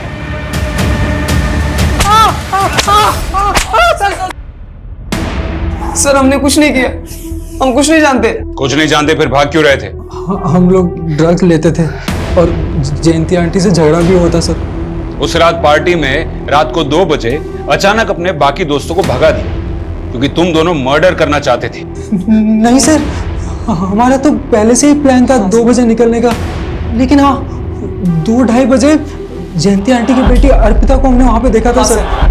खुद को बचाने के लिए उनकी बेटी को फंसा रहे हो? हम लोग सच बोल रहे हैं सर। एक मिनट सुनिए, आपने अर्पिता को देखा? वो तो कल से नहीं दिखी। सर, अर्पिता के घर पे तो ताला लगा हुआ है। इसका मतलब है कि वो इन्वॉल्व है मर्डर में, इसलिए भाग गए। लकी कहाँ है? सर लकी घर पे था, वर्मा उसे लेकर आ रहा है। झूठ बोलता है। तूने कहा था कि तू उस रात अर्पिता को अपने घर पर लेकर गया था, लेकिन उसके पड़ोस में रहने वाले लड़कों ने अर्पिता को उसके घर पे जाते हुए देखा था। सर वो लड़के झूठ बोल रहे हैं सर। सर मुझे लगता है कि उन लड़कों ने ही अर्पिता को कहीं गायब किया है ताकि वो आपसे ये झूठ बोल सके सर। आप मेरी बात पे यकीन कीजिए सर। त्यागी, ना तो हम ये दीपेश और राघव का भरोसा कर सकते हैं और ना ही लकी का। राइट सर, अर्पिता ही हमारी प्राइम सस्पेक्ट है, लेकिन अभी तक वो गायब है सर। ये अर्पिता का फोटो सर्कुलेट करो। ठीक है सर, लेकिन सर उसकी बेटी प्राइम सस्पेक्ट निकली और कोई दूसरे रिश्तेदार का कुछ पता नहीं चल रहा है, तो क्या करें? मॉर्ग वालों कहें अंतिम संस्कार करने के लिए, और कर भी क्या सकते। लेकिन त्यागी, हमें जयंती के कातिल को जल्द से जल्द ढूंढना होगा, फिर चाहे वो उसकी बेटी हो या फिर कोई और। मैं बेटी हूँ, बीवी हूँ, बहू हूँ, माँ हूँ, लेकिन सबसे पहले मैं क्या थी और सबसे आखिर में मैं कौन हूँ? मैं सिर्फ औरत हूँ। औरत होना मेरा स्वाभिमान है, और जब जब मेरे स्वाभिमान को ठेस लगी है मैंने खुद को संभाला है, क्योंकि मैं सहनशील भी हूं। सर, जयंती का सोशल मीडिया अकाउंट चेक कर रहा था। ये देखिए, एक अकाउंट मिला है। अरविंद सिंह। सर जयंती इस अकाउंट को काफी फॉलो करती थी, इनफैक्ट इसके बहुत सारे पोस्ट को लाइक भी किया है। ये देखिए, मुझे लगता है कि इसका और जयंती का कोई कनेक्शन है, आगरा का ही रहने वाला है। बेचारी गुड्डी। गुड्डी? जी हाँ, हम जयंती को प्यार से गुड्डी ही बुलाते थे। क्या आप बता सकते हैं कि जयंती की बेटी अर्पिता कहाँ हो सकती है? ये आप क्या कह रहे हैं? जयंती की बेटी भी है? मतलब आप नहीं जानते? देखिए, दरअसल मैंने और सुजाता ने गुड्डी की शादी के बाद से उससे दूरी बना ली थी। कौन सुजाता? जी, गुड्डी की बड़ी बहन, मेरी स्वर्गवासी पत्नी, उनका नाम सुजाता था। अरविंद जी, ऐसी क्या वजह थी जो आप लोगों ने जयंती से रिश्ता तोड़ दिया? उसका दुर्भाग्य, उसका अतीत। 12 साल की मासूम थी जब उसके साथ बलात्कार हुआ। 12 साल की उम्र में बलात्कार? कौन था वो? चुकी थी गुड्डी, 4 महीने से पेट से हो चुकी थी, अबॉर्शन नहीं करा सकती थी वो। आप दोनों ने उन 2 लड़कों के खिलाफ कोई पुलिस कार्रवाई भी नहीं की? उन दोनों के अब्बू बहुत ताकतवर लोग थे साहब। मैं और सुजाता अगले दिन उसके अब्बू के पास गए उसकी शिकायत लेकिन अगले ही दिन वो दोनों गुंडे हमारे घर में घुस पड़े। वो अंजाम होगा तुम लोग का जो तुम लोग सपनों में भी नहीं सोच सकते। रातों रात हम घर छोड़ के भागे और एक दूसरे शहर में किराए के मकान पे रहने लगे वहीं। लेकिन क्या मालूम सर, उसकी जिंदगी पे उसका अतीत भारी पड़ गया। मतलब आप ये कहना चाह रहे हैं कि उन्हीं 2 लड़कों ने जयंती का खून किया जिन्होंने बचपन में उसका रेप किया था? रिजवान शेख नाम है उसका, दिल्ली में मशाल पार्टी का नेता है। और वो दूसरा है ना, परवेज अंसारी नाम है उसका। सर वो भी अभी दिल्ली में ही रह रहा है। आपके पास गुड्डी की बचपन की फोटो है? सब वो होगी तो सही, लेकिन एक बार मुझे ढूंढना पड़ेगा। Excuse me. हाँ कविता बोलो। सर जयंती के फोन का IMEI नंबर ट्रेस हुआ था। सर हमें वो फोन एक कचरा बिनने वाले के पास मिला। जयंती के फोन का सारा डेटा रिट्रीव करो। Okay sir.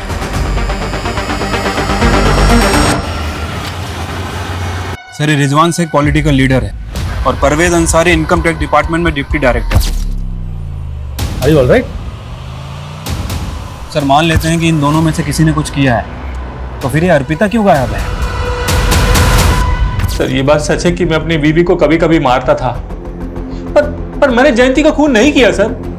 हाँ, जयंती का फोन मुझे मिला था, पर अगले दिन मुझे जैसे ही पता चला कि उसका मर्डर हो गया है, मैंने उसका फोन डस्टबिन में फेंक दिया था सर। ये टेढ़ी खीर है, आसानी से नहीं उगलेगा। तोड़ो इसको। ओके ठीक है। सर, एक अजीब बात पता चली है। परवेज अंसारी जयंती के बॉस का भी दोस्त है। सर, परवेज अंसारी को मैं सिर्फ 10 साल से जानता हूं और आप मुझसे 28 साल पहले की बात कर रहे हैं। 28? इसको जानते हैं? नो। चलो इसको नहीं जानते हैं, परवेज अंसारी को तो जानते हैं ना। इसका मतलब आप रिजवान शेख को भी जानते होंगे। सर, बड़े नेता है, मैं क्या सभी जानते हैं। हाँ, परवेज ने एक बार बताया था कि वो उनके बचपन का दोस्त है। और आप उन दोनों के दोस्त। इसका ये मतलब है कि जयंती के मर्डर में उन दोनों के साथ आप भी इन्वॉल्व हैं। सर, क्या कुछ का कुछ बोलते चले जा रहे हैं? कोई सबूत है आपके पास? जल्दी दिखा देंगे। कौन है ये? आपके मुरादाबाद की है गुड्डी उर्फ जयंती। इसके जीजा जी का कहना है कि 28 साल पहले आपने इसका रेप किया था। इंस्पेक्टर, क्या तू जानता नहीं एक ईमानदार नेता के छवि पे दाग लगाने का हर्ष क्या होता है? 2 मिनट नहीं लगेंगे, सस्पेंड हो जाओगे। सर, हम तो ईमानदारी से अपना काम कर रहे हैं और वो कहते हैं ना कि भले ही देर लग जाए लेकिन सच की जीत जरूर होती है। जय हिंद।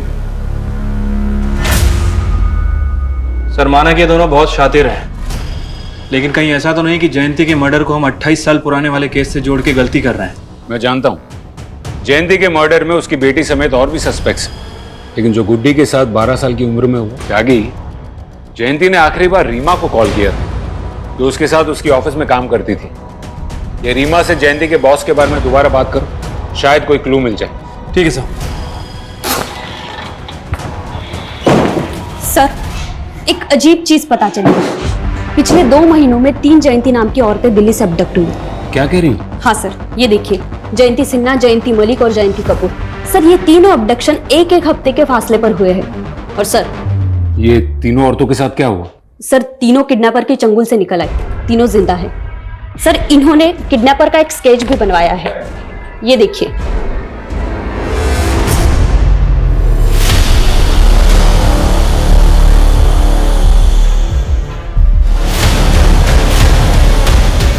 सर, मुझे तो अभी तक ये समझ में नहीं आ रहा कि उसने मुझे किडनैप क्यों किया था।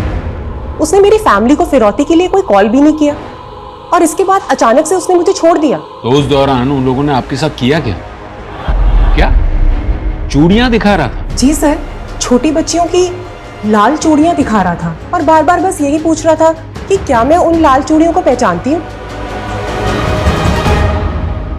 जयंती जी, वो आपको कहाँ लेके गया था? सर, मैंने पुलिस को पहले भी बताया है। उसने मुझे आंखों पे पट्टी बांधकर किडनैप किया था और आंखों पे पट्टी बांधकर ही उसने मुझे जंगल में छोड़ दिया।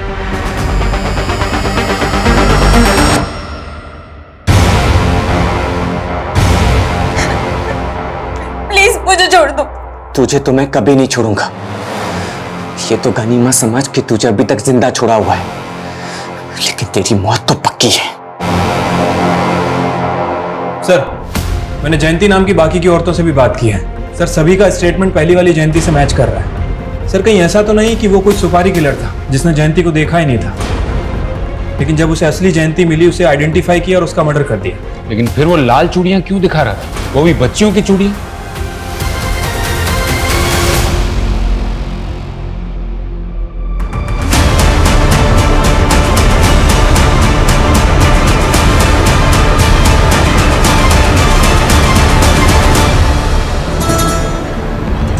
हाँ सर, बचपन में गुड्डी हमेशा लाल चूड़ियां पहना करती थी। उसे लाल चूड़ियां बहुत पसंद थी, लेकिन जब दानिश भाई के घर से हम निकले थे तो उसकी चूड़ियां वहीं छूट गई थी। कौन दानिश? सर, दरअसल बच्चा पैदा होने के बाद मैं, सुजाता और गुड्डी हम तीनों फरीदाबाद में शिफ्ट हो गए थे। दानिश भाई के घर पे किराए पे रहने लगे थे। मेरे गोलू, अरविंद जी, अरे अस्सलाम वालेकुम। नमस्ते, आइए ना। अरे वो किराया। हाँ सुजाता। अरे कितना प्यारा बच्चा है, माशाल्लाह माशाल्लाह। कितनी उम्र है बच्चे की? अभी 1 साल का हुआ है, मेरा बेटा है। अरे वाह वाह वाह वाह। ये रेंट। शुक्रिया। चलिए, दोबारा आइएगा जरूर। हाँ हाँ। जीजू, आपने ऐसा क्यों कहा कि ये आपका बेटा है? ये तो मेरा बेटा है ना। गुड्डी, तुझे कितने बार समझाया ना कि तू बिना शादी किए माँ बनी है, और वो भी इतनी सी उम्र में। भूल से भी किसी को ये मत कहना कि ये तेरा बेटा है, समझी?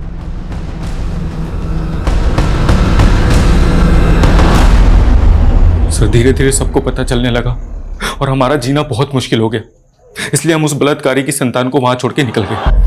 लेकिन दीदी, मेरा गोलू वो नहीं आएगा हमारे साथ? गुड्डी, गोलू की तबीयत खराब थी ना, तो वो मर गया।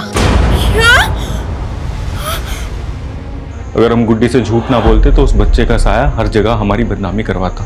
कहाँ छोड़ा था बच्चे को? दानिश भाई के घर पे, जहां उसकी चूड़ियां छूटी थी।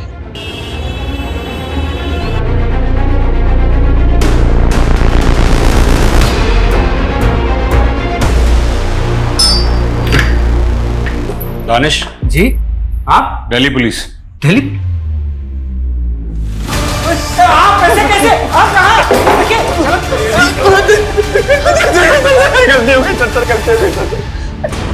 सर वो तो उस बच्चे को यहाँ छोड़ के चले गए थे, लेकिन मैंने करीम को अपने बेटे की तरह पाला है। मतलब कि करीम ही जयंती उर्फ गुड्डी का बेटा है? मैंने अपनी माँ को नहीं मारा सर। बचपन से लोग मुझे चिढ़ाते थे कि मेरा बाप कौन है। लोग कहते थे कि मैं नाजायज औलाद हूं, लवारिस हूं। इसलिए सर मैंने बचपन में ठान लिया था कि मैं अपनी माँ को ढूंढ के रहूंगा। सर मुझे सिर्फ इतना पता है कि उस लड़की का नाम जयंती था, बाकी उसके दीदी और जीजा जी उसे गुड्डी कह के बुलाते थे। तो तुम जयंती नाम की औरतों का पता लगाकर उन्हें अगवा कर रहे थे? उस दिन उनका किडनैप नहीं कर पाया था मैं, इसलिए सर मैं सीधा उनके घर पे चला गया।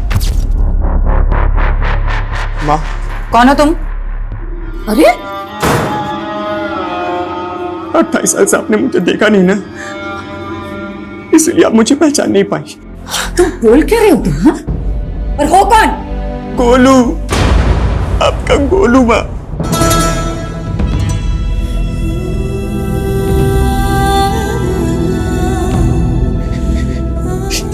ये आपकी चूड़ी दानिश अबू ने दी है।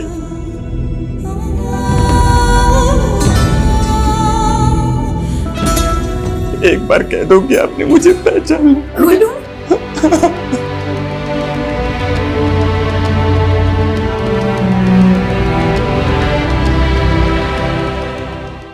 तो मारा क्यों? सर मैं क्यों मारूंगा, बल्कि उन्होंने तो मुझे अपना लिया था। हाँ बस मेरे असली बाप के बारे में उन्होंने कुछ भी नहीं बताया, लेकिन मुझे मेरी माँ मिल गई थी। ये खुशखबरी सुनाने के लिए मैं अपने अब्बू के पास जा ही रहा था कि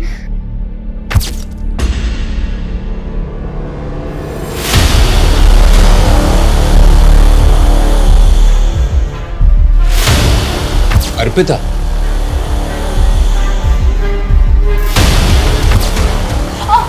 अर्पिता, अर्पिता,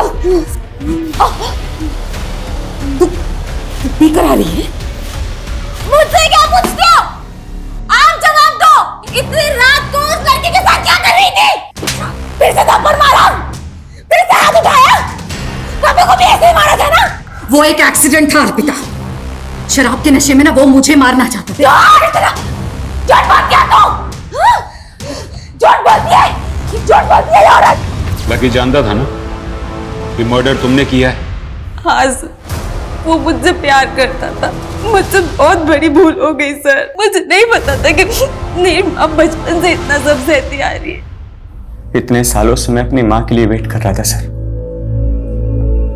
और मिला भी तो सिर्फ एक दिन। हाँ मुझे अर्पिता पे शक था कि उसी ने कुछ किया, इसलिए मैंने उसका अपहरण किया था सर। लेकिन चाहकर भी मैं उसे मार नहीं पाया सर। आप ही बताओ कैसे मारता? आखिर थी तो मेरी बहन ना। कैसे एक गुनाह कई जिंदगियों को दर्द और बदनसीबी से भर देता है। अगर 28 साल पहले गुड्डी को इंसाफ मिल चुका होता तो शायद आज हम उसके अंजाम को बदल सकते थे। त्यागी, ताज्जुब की बात तो ये है कि एक माँ अपने बेटे से 28 साल बाद मिलती है और उसकी बेटी को ऐसी गलतफहमी होती है कि उसने एक ही झटके में उसकी जान ले ली। लेकिन सर गुड्डी उर्फ जयंती, उसका इंसाफ अभी तक अधूरा है। उसके रेपिस्ट अभी तक बाहर घूम रहे हैं। अगर सर हम कोर्ट से परवेज और रिजवान के डीएनए टेस्ट का ऑर्डर ले लें तो करीम से उसका डीएनए मैच करके पता चल जाएगा कि उसका असली बाप कौन है। लेकिन त्यागी, रेप विक्टिम भी सिर्फ गुड्डी के जीजा जी के बयान पर कि परवेज और रिजवान ने उसका रेप किया था? मुझे नहीं लगता है कि रेप विक्टिम की गैर मौजूदगी में उन पे कोई केस बनेगा। कोर्ट पहली सुनवाई में अपना केस डिसमिस कर देगा। मतलब सर 28 साल के बाद भी गुड्डी को इंसाफ नहीं मिलेगा। सर, रीमा ने नया बयान दिया है। रीमा का कहना है कि उसका बॉस विक्रम उसे मोलेस्ट करता था। सर, विक्रम ने अपने दोनों दोस्त रिजवान और परवेज के साथ मिलकर उसे एक फार्म हाउस पे ले जाकर फोर्स सेक्स के लिए मजबूर किया। लेकिन सर, रीमा कोर्ट में बयान देने के लिए रेडी है। तो अब हमें परवेज और रिजवान की डीएनए टेस्ट की परमिशन मिल जाएगी। सच चाहे जितना छुपा लो, एक ना एक दिन तो बाहर निकल ही आता है।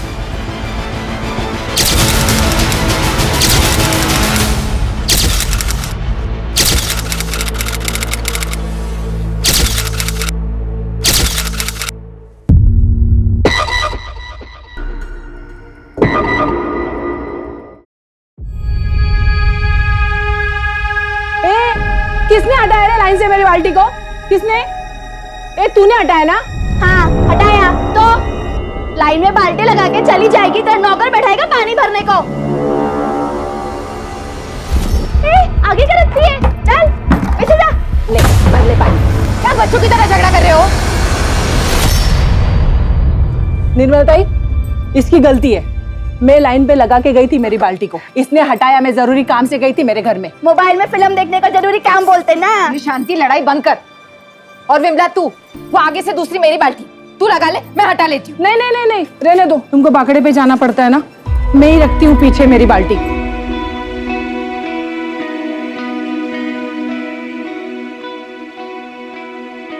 अरे वहीनी, अब खाना दे भी दो, बहुत तेज भूख लगी है। थोड़ा थामा भाऊ, जो पेट भरता है पहले उसकी पूजा जरूरी है। अभी लाई, तैयार रखा है मैंने। वाह, प्रतिम वहीनी, आप प्रतिम। और ये चटनी ना एकदम स्पेशल है, और ऐसी चटनी पूरे एरिया में कहीं भी नहीं मिलती। भाऊ आप घर चलो, मैं पहुंचवाती हूँ। 2 बांग्ला दे। क्या था?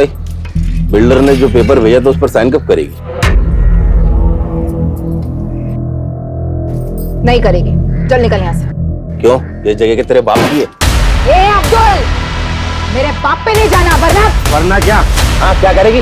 2 मिनट के अंदर तेरी सारी एकड़ी निकाल दूंगा, समझी क्या? क्या रे, मेरी आई से क्या बात कर रहा तू? है मेरे से बात करना। क्या बात करेगा बे तू? तुम लोग की औकात है बात करने की? बताऊं क्या मैं तेरे को अपनी औकात? है बताऊं क्या मैं तेरे को अपनी औकात? कॉलर छोड़, नहीं तो कुत्ते के माफिक मारूंगा। तेरी लिटा के ना घुसा देगा। ये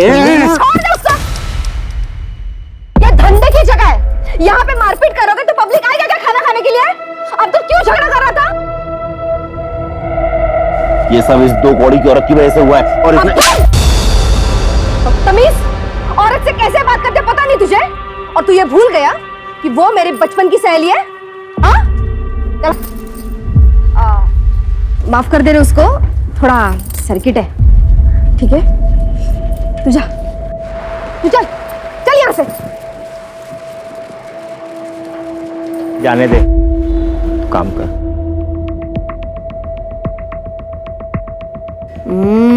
कड़क, चल बैठ दे इसको। अब्दुल ध्यान रख इस पे। अब्दुल क्या है रे? हाँ, कितने देर तक ऐसे मुंह लटका के बैठेगा तू? लेकिन ताई वो अपना जो माल है ना, उससे ज्यादा कड़क पकड़ उस निर्मला की चाल वालों पे।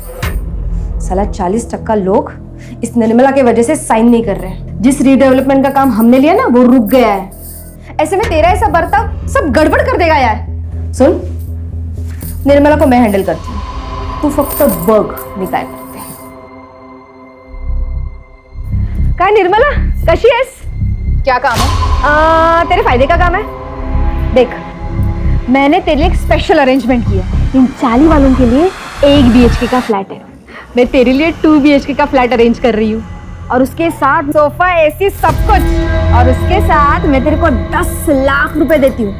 फिर तो अपना बाकड़ा हटा के मस्त दुकान खरीद लेना। क्या बोलती है? और बाकी 40 वालों का क्या होगा? निर्मला, सबके बारे में सोचना बंद कर। अभी तू अपने बारे में सोचना। तू सिर्फ अपना घर बिल्डर को दे दे और ये चाली वालों का घर भी बिल्डर को दे दे। क्या बोलती है? तो तू मुझे रिश्वत देने की कोशिश कर रही है? अरे नहीं रे। ए विमला, ममता, शांति, बाहर आओ रे। निर्मला, तेरे और मेरे बीच की बात थी ना? नहीं, ये सब चाली वालों के भविष्य की बात है। ये माधुरी जो खुद को इस एरिया की भाई समझती है, दादा समझती है, रिश्वत दे रही है मुझे। कहती है मैं मेरा और तुम सबका घर बिल्डर के नाम करवा दूं। निर्मला चुप रह, समझी? नहीं रहूंगी। क्या कर लेगी? मार डालेगी मुझे? हाँ, तू रुक, यही रुक। देखा, तुम लोगों के भले के लिए मैं सब कर रही हूँ और ये निर्मला देख। तू क्या मारेगी मुझे? हाँ, मैं खुद ही अपनी जान ले लूंगी। सलमा बात को सब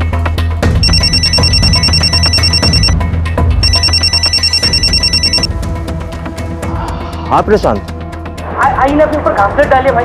क्या? तू रुक, मैं आ रहा है, अभी आ रहा है। चल अभी निकल यहाँ से, नहीं तो मैं सच में खुद को आग लगा लूंगी। निकल।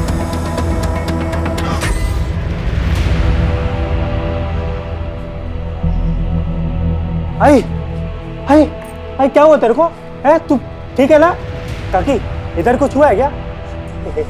आई एड़े तू बैठा क्या? जा अंदर से कंबल लेके आ। आई दिखा जाऊ जना घरी आता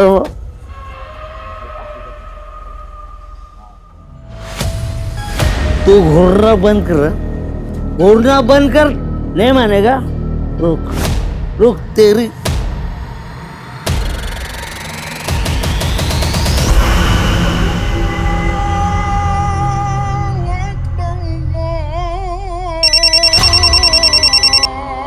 अस्सलाम वालेकुम साहब, तुमने फोन किया था? हाँ साहब, वो आपको एक जरूरी बात बतानी थी, अगर आप माधुरी ताई को ना बताएं तो। बोलो साहब। वो माधुरी ताई निर्मला से रिश्ता निभाने के चक्कर में कोई भी कड़ा कदम नहीं उठा रही है, इसीलिए उसके लोग साइन नहीं कर रहे हैं। माधुरी रिश्ते निभा रही है तो निभाने दो, तुम किस लिए? मुझे मेरे काम से मतलब है।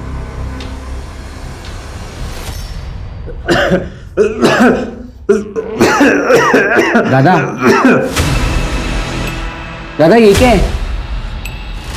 कुछ नहीं।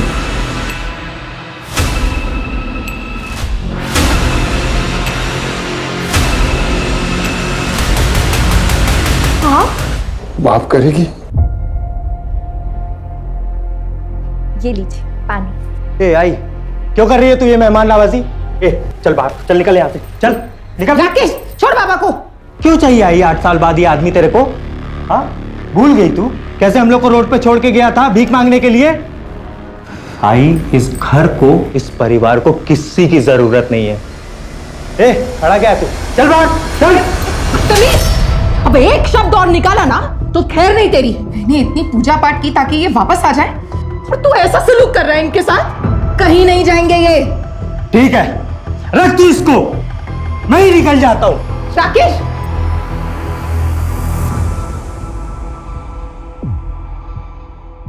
माधुरी,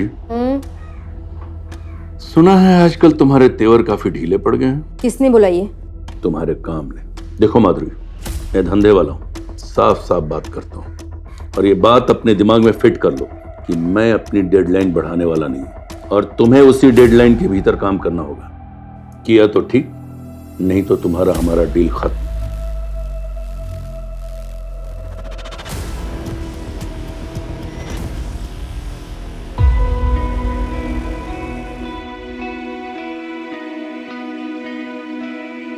राकेश, प्रशांत, तुम दोनों का नाश्ता बना लिया है, खा लेना। इतनी सुबह सुबह काय को बना दिया ये नाश्ता? मंदिर जा रही हूँ मैं, आने में देर हो जाएगी। आज 19 जुलाई है ना? जा।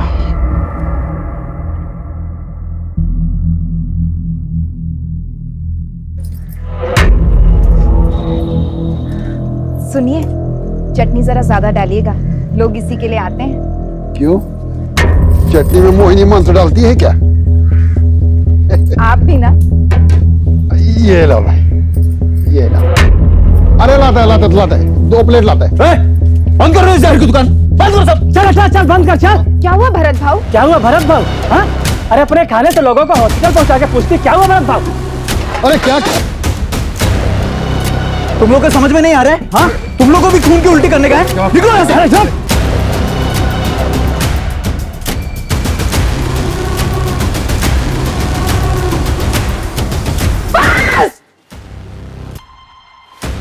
और सुन, अगर मेरे बाबा का कुछ हुआ ना तो मैं तेरी जान ले लूंगा।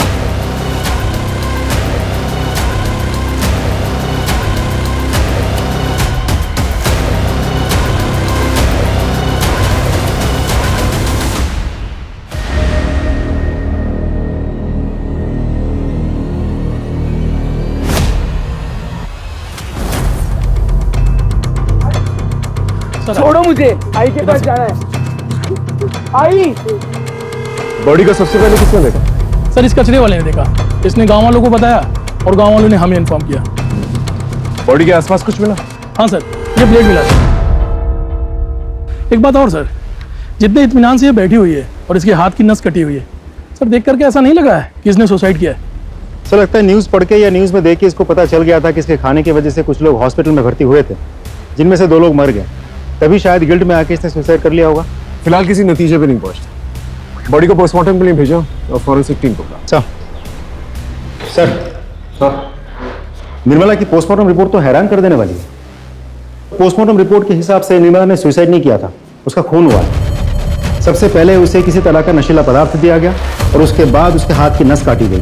तो स्ट्रगल के मार्क्स मिले हैं जो नॉर्मली विजिबल नहीं है। हत्या 19 जुलाई की रात करीब 10:30 से 11:30 के बीच हुई है। सो ब्लेड की फॉरेंसिक रिपोर्ट भी आ गई। फॉरेंसिक रिपोर्ट के हिसाब से ब्लेड पर जो ब्लड मिला है उसके साथ निर्मला का ब्लड ग्रुप मैच तो होता है, लेकिन उस ब्लेड पर किसी के भी फिंगरप्रिंट्स नहीं मिले, जबकि ब्लेड पर निर्मला के फिंगरप्रिंट्स होने चाहिए था। जी मैं वही सोच रहा था, कोई अपने घर से दूर जाकर सुसाइड क्यों करेगा? किसी ने बड़ी चालाकी से इस मर्डर को सुसाइड की शक्ल देने की कोशिश की है। लेकिन ऐसा कौन कर सकता है सर? हो सकता है विजय होता, क्योंकि उनके घर पे फूड पॉइजन से मौत हुई। राइट सर, और दोनों के पास स्ट्रॉन्ग मोटिव है। फोन करके बुलाओ ना सब।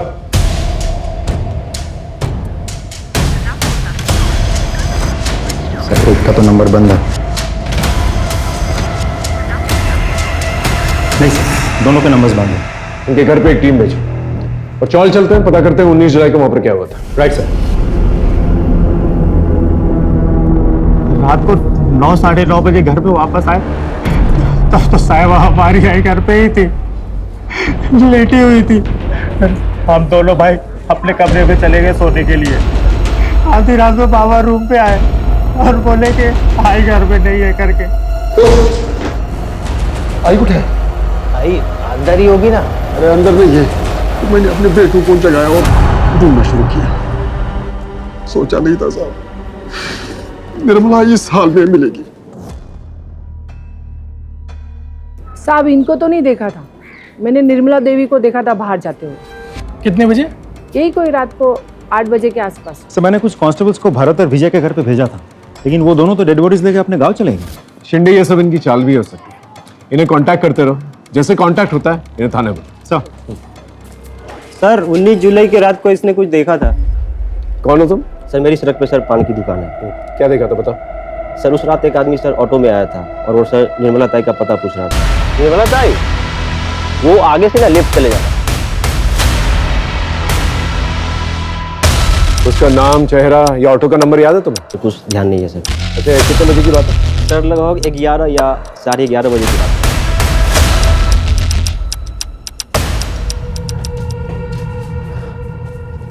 अच्छा उस रात को घर पे कोई आया था क्या? मालूम नहीं साहब, हम दोनों तो सो गए थे। और आप? मेरे को भी कुछ मालूम नहीं साहब। सर कहीं भरत और विजय में से तो नहीं कोई आया था? हो सकता है, एक काम करो, आसपास कोई सीसीटीवी कैमरा तो उसकी फुटेज निकालो। सर यहाँ आते वक्त देखा था, सीसीटीवी फूटा हुआ था।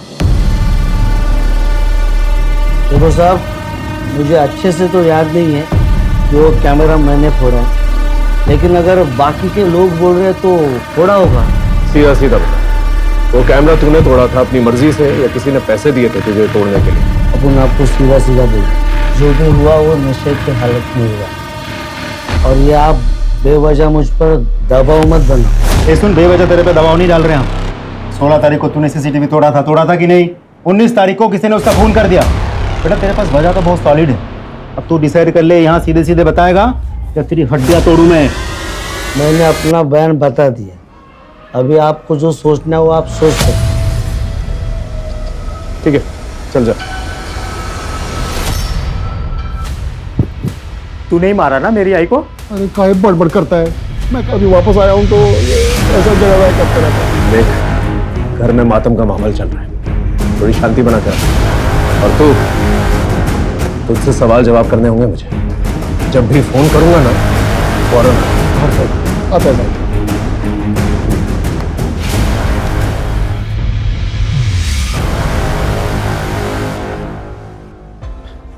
शिंदे, एक काम करो, भरत और विजय के साथ साथ निर्मला के जितने भी परिवार वाले हैं उनका CDR और फोन लोकेशन निकलवाओ, और दिनेश का भी। हेलो, हाँ ठीक है, हम पहुंच रहे हैं सर। भरत और विजय दोनों से कांटेक्ट हो गया, थाने बुलाए दोनों को। चल सब। नहीं सर, मैंने नहीं मारा उससे, और फिर मैं क्यों मारूंगा उसे? क्यों नहीं मार सकता तू उससे? उसके खाने की वजह से तेरे बाबा की मौत हुई थी ना। मौत का बदला तो मौत से ही लिया जाता है। अरे साहब, मैं ऐसा आदमी नहीं हूँ। हाँ, गुस्से में उसके बाखड़े पे गया था, तोड़फोड़ जरूर किया था, पर साहब बाद में वो निर्मला हॉस्पिटल आई थी, माफी भी मांगी, लेकिन मैं गुस्से में था इसलिए उसको वहां से जाने के लिए बोला साहब। सर मुझे तो लगता है भरत और विजय ये दोनों कहानी बना रहे हैं ताकि हम इन दोनों पे शक ही ना करें। इन पे शक ना करने की तो कोई वजह बनती नहीं, उनका अपना आदमी है, और कोई भी अपने आदमी को इस तरह आसानी से नहीं देता। हो सकता है हुडी वाला आदमी इन्हीं का है।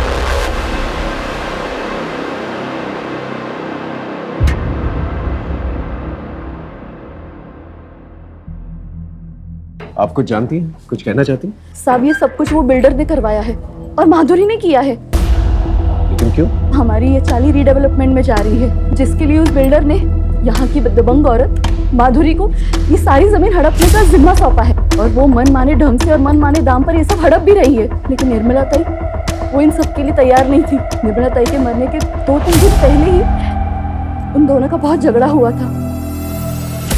आप लोग चिंता मत कीजिए, हम लोग हैं आप लोगों के साथ। थैंक यू साहेब, सगळी माहिती तुम्हाला खोटी मिळाली। अरे हम दोनों तो बहन जैसे थे, और मैं वो इंसान हूँ उसको तब खड़ा किया था जब उसका मर्द उसको और उसके बच्चों को छोड़ के चला गया था। साहब वो बाकड़ा था ना, खाने की दुकान, सब मेरी ही देन है। अब पूछ लो ना किसी से भी। पूछा और पता लगा है हमें कि तुम जबरदस्ती कर रही थी उसका घर बिकवाने के लिए। वो घर बेचना नहीं चाहती थी, और उसके साथ साथ तकरीबन 30% लोग थे जो घर नहीं बेचना चाहते थे, उसका कहना मान रहे थे, जिसकी वजह से रीडेवलपमेंट का काम रुका हुआ था, जो काम तुम्हें सौंपा गया था। साहब आंकड़ा थोड़ा गलत, 10-15% छोड़ के सब लोग रेडी थे। और मुझ पे क्या शक कर रहे हो? अगर आपको शक करना है तो उसके मर्द सुधीर पे करो ना। 8 साल तक बैरागी का ढोंग करके, मोक्ष का ढोंग करके अभी लौटा है, और लौटने के बाद ही तो निर्मला की हत्या हुई है, और हर चीज का मालिक बन बैठा है अभी वो। मालिक बन बैठा मतलब? साहब ये सुधीर यहाँ का घर जवाई है।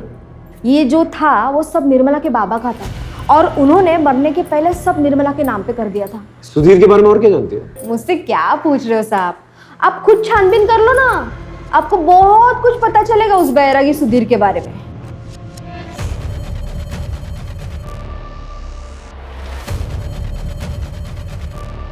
बोल। साहब मैंने तो पहले ही बोला था कि मैं बैरागी जीवन जीने के लिए घर से भाग गया था। जब मेरे को लगा कि ये जीवन मेरे बस की बात नहीं है, तो मैं वापस भाग के अपने परिवार में आ गया।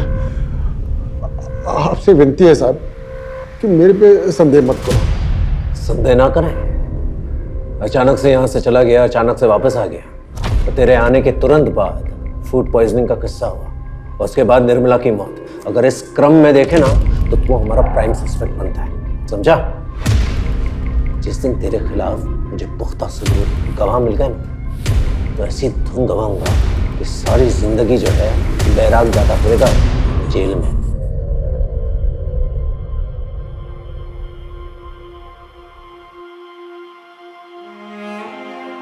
आई, ये तो मी। अरे थांब थांब थांब, इसको रख नीचे। काय झालं आता? जरा पकड़ ना। आई रहने दो ना ये सब, खेलने जा रहा हूँ, पूजा करने नहीं। अरे तेरे लिए तो वही पूजा है ना, और आज तेरा ट्रायल है। ये खास ताबीज तेरे बहुत काम आएगी। चल चल, अब देरी हो जाएगी। हाँ तू जा। मैं निकता हूँ।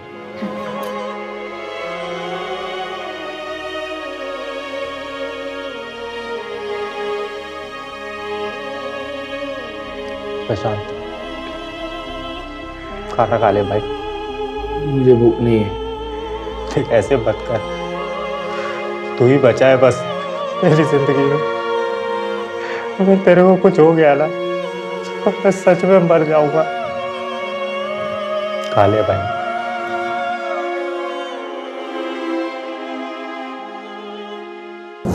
सर, निर्मला, भरत, विजय, माधुरी, दिनेश, राकेश और प्रशांत, इन सब के कॉल डिटेल्स आ गए हैं और mobile location details. Sudhir? Sir, Sudhir के पास तो मोबाइल ही नहीं है। सर, निर्मला के मोबाइल लोकेशन के हिसाब से शाम के 6 बजे के बाद वो अपने घर पे ही थी, और जिस वक्त उसकी मौत हुई थी उस वक्त भी उसके मोबाइल की लोकेशन उसके घर की ही थी। ये निर्मला घर पे नहीं थी, और भरत और विजय ने भी उसे हॉस्पिटल जाते हुए देखा। और सर बच्चों ने उसे घर में देखा था, लेकिन जब सुधीर आया तब वो घर में नहीं थी। इस सुधीर का विश्वास नहीं किया जा सकता। बाकी लोग ये सीडीआर क्या कहते हैं? सर, मेरे हिसाब से बाकी सब तो फ्री लग रहे हैं, क्योंकि ना ही निर्मला के साथ इन सब की कोई बातचीत हुई थी, और ना ही इन सब में से कोई भी 19 जुलाई रात के 10:30 से 11:30 के बीच मर्डर वाले एरिया में गया था। जिसने भी किया है बहुत प्लानिंग के साथ किया है। पहले उसने इस मर्डर को सुसाइड की शक्ल देने की कोशिश की, फिर जब उन्हें पता चला कि हम मर्डर इन्वेस्टिगेट कर रहे हैं तो उसने सारे सबूत जो है छुपा दिए, ताकि हम सबूत ढूंढ ही ना। लेकिन सर मुझे हैरानी इस बात पे हो रही कि निर्मला उस पेड़ वाली जगह पे कैसे पहुंची, और कातिल ने उसे नशे की दवा कब दी? या तो उसे घर पर ही जो है नशे की दवा दी गई और फिर उसे वहां ले जाकर जो है उसकी नस काटी गई, या फिर उसे वहां ले जाकर उसे नशे की दवा दी गई और फिर वहां उसकी नस काटी गई। इस हुडी वाले आदमी की क्या कहानी है? क्योंकि अभी तक उस आदमी के बारे में हम लोग को कुछ भी नहीं पता है। गायकवाड़, एक काम करो, निर्मला के सीडीआर में जितने भी लोग हैं इन दिनों जिनसे बात कर रही थी वो, उन सबकी हिस्ट्री निकालो। सर। शिंदे, भरत, विजय, माधुरी और सुधीर, इन सब के पीछे एक सादी वर्दी के अंदर कांस्टेबल हो सकता है इन सस्पेक्ट्स के जरिए हम मर्डर तक पहुंचे, और हो सकता है इस हुडी वाले की गुत्थी भी सुलझ जाए।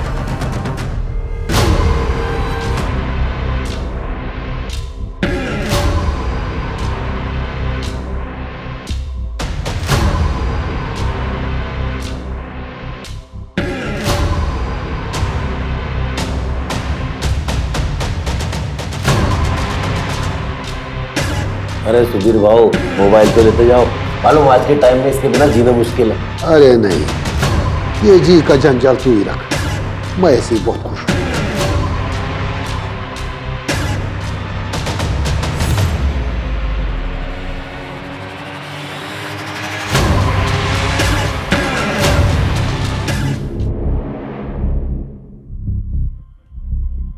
खोटे ठेवली, ये 19 जुलाई किसी को याद क्यों नहीं रहता?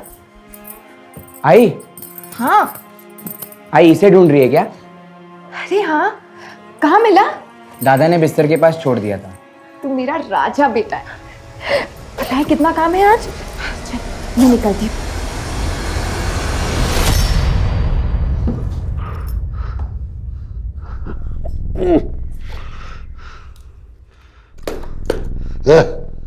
पानी क्या रे? बाबा, आपको शर्म नहीं आती ना? अभी आई को गए हुए 7 दिन भी नहीं हुए और तुम अपने बाबा को ज्ञान देगा? ए बाबा, ए बाबा, ठीक है ना प्रशांत? हाँ, भाई को मारा इसको। बच्चे हैं तुम्हारे? गाय के बच्चे हैं, कोई नहीं लगते मेरे। इन दोनों ने मेरे को मारा है। अब देख मैं क्या करता हूँ, मैं देख क्या करता हूँ। मेरे को आंख दिखाता है रे, आंख दिखाता है मेरे को, आंख दिखाता है। सर, निर्मला के कॉल रिकॉर्ड्स मैंने बहुत अच्छे से चेक किए। ज़्यादातर नंबर्स उन्हीं लोगों के हैं जिनके साथ निर्मला की रोज़ बातचीत होती थी, जैसे कि निर्मला के बेटे, निर्मला के चौल वाले, फूल वाला, दूध वाला, मच्छी वाला वगैरह वगैरह। सिर्फ एक नंबर ऐसा है जिसके साथ पिछले 6 महीनों में निर्मला की कोई बातचीत नहीं हुई थी, लेकिन 19 जुलाई शाम को करीब 7:55 पर उस नंबर से निर्मला को एक कॉल आया था। किसका नंबर है? सर उसका नाम नीलेश जोशी है सर, लेकिन उसका मोबाइल स्विच ऑफ आ रहा है और उसके लैंडलाइन नंबर पर सिर्फ रिंग जा रही है, कोई फोन उठा नहीं रहा। एड्रेस क्या है?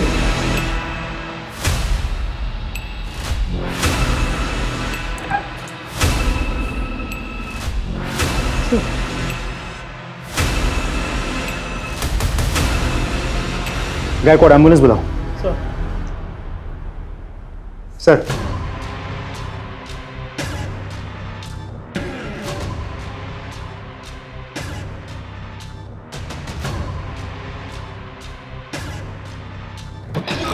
सर मेरी डॉक्टर से बात हुई।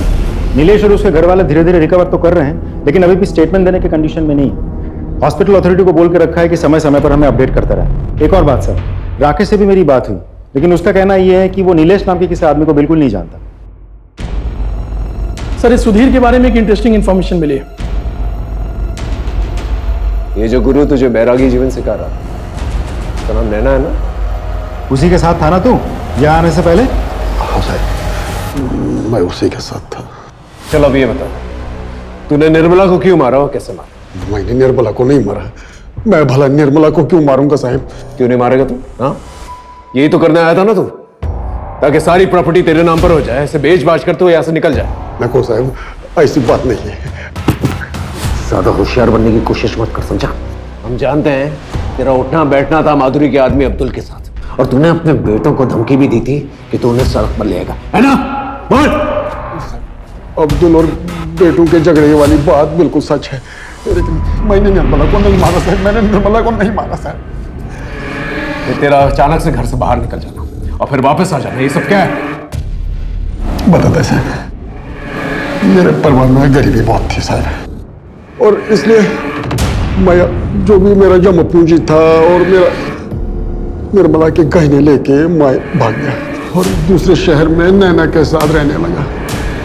जवानी के दिन अच्छे से कट रही थी साहब, लेकिन जब बुढ़ापा आ गया और पैसे की तंगी के कारण नैना के साथ झगड़ा होने शुरू हो गया, तो मैं वहां से भाग के वापस आ गया ताकि इधर मेरा बुढ़ापा अच्छे से कट जाए। लेकिन मेरी बदकिस्मती देखो साहब, इधर निर्मला का खून हो गया साहब। अच्छा, तो ये नैना क्या कर रही थी तेरी जिंदगी में? ओ साहब, वो मेरा थोड़ा औरत कमजोरी है, तो इसलिए जब अब निर्मला नहीं रही तो मैं नैना के संपर्क में वापस से आ गया। ये बहुत बैरागी कहानियां सुनाता है, इसका बैराग निकालो, फिर जाकर ये सच बोलेगा। सर माधुरी को वहां जिस कांस्टेबल को तैनात किया था, उसने बताया कि माधुरी 2 दिन से दिखी ही नहीं है।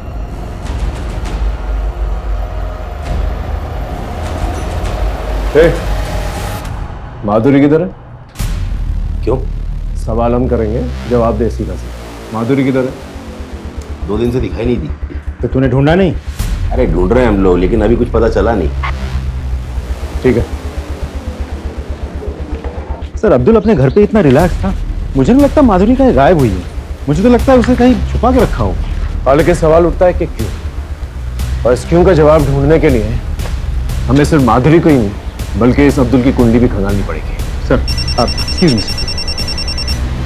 हेलो, ठीक है हम पहुंचते हैं। सर नीलेश तो उल्टा थाने पहुंच गया हमसे मिलने। सर मैंने अपनी मर्जी से निर्मला को फोन नहीं किया, मुझे करवाया गया था जबरदस्ती। किसने करवाया था फोन? सर मालूम नहीं, लेकिन उसने हुडी पहना हुआ था और एक अजीब तरीके का मास्क लगाया हुआ।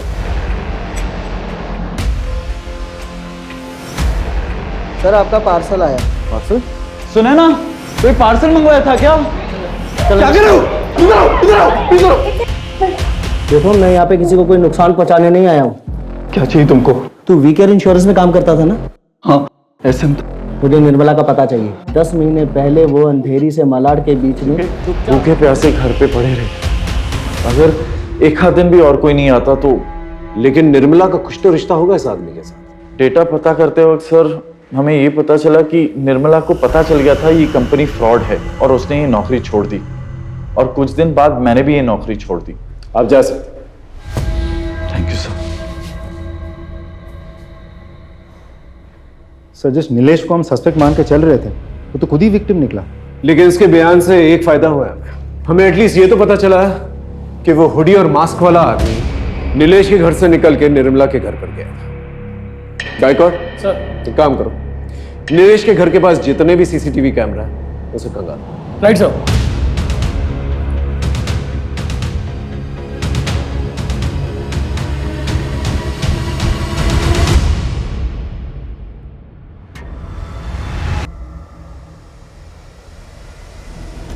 ये तो माधुरी है, अंबेडकर नगर की दबंग।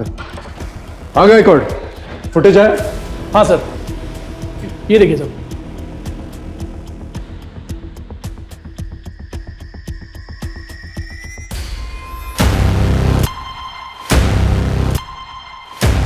इस ऑटो रिक्शा की डिटेल्स निकालो, उसे ट्रेस करो।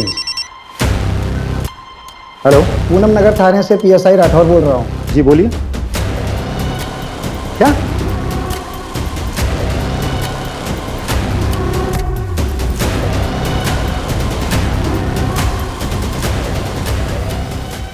सर, पोस्टमार्टम रिपोर्ट के मुताबिक माधुरी की मौत 25 जुलाई को दोपहर 3 और 4 के बीच में सर फटने से हुई थी। इसके बाद उसके शरीर के टुकड़े किए गए और सर सारे बॉडी पार्ट रोड के लेफ्ट साइड में फेंके गए थे। ये साड़ी पे स्टेन्स क्या है? इसकी रिपोर्ट है आपके पास? नहीं सर। इसकी एक रिपोर्ट बनाइए और मुझे भेजिए। हाँ सर। सर, जिसको हम सस्पेक्ट मान के चल रहे थे, किसी ने उसी को मार दिया। सर, इस केस में चल क्या रहा है मुझे सच में समझ में नहीं आ रहा। चिंडे, लगता है बहुत बड़ा खेल है जिसे शायद वो बिल्डर खेल रहा है। मतलब? ये बिल्डर जो है ना, शतरंज का खेल खेल रहा है। इसने दो महारथियों को आपस में भिड़ा दिया। कोई कटे या मरे उसे कोई फर्क नहीं पड़ता, उसे सिर्फ बिसात जो है खाली चाहिए। और ये बिसात? वो जमीन जिसपे वो रीडेवलपमेंट करना चाहता है। गायकवाड़, एक काम करते हैं, अंबेडकर नगर से उस एरिया तक जहां पर माधुरी का लास्ट बॉडी पार्ट मिला, उस पूरी एरिया का सीसीटीवी फुटेज देखो क्या निकल गया। बस बिल्डर को बुलाओ। सर, इस धंधे में माधुरी, अब्दुल जैसे लोगों की हमें जरूरत पड़ती है, क्योंकि ये लोकल होते हैं और लोग इनकी बातें सुनते हैं। इन्हीं के माध्यम से हम अपना काम करवाते हैं, लेकिन सब कुछ कानून के दायरे में रखे सर। ये किसी को मारना, पीटना, गायब करना, मर्डर करना, ये हमारा काम नहीं है। आप चाहें तो हमारे बारे में इंक्वायरी कर सकते हैं। ठीक है, अब जा सकते हैं, लेकिन जरूरत पड़ेगी तो फौरन आइएगा। जी बिल्कुल, थैंक यू सर। इस बिल्डर के खिलाफ मुझे पक्का सबूत चाहिए। सर वो ऑटो वाला मिल गया, उसको बाहर बिठा कर रखा है।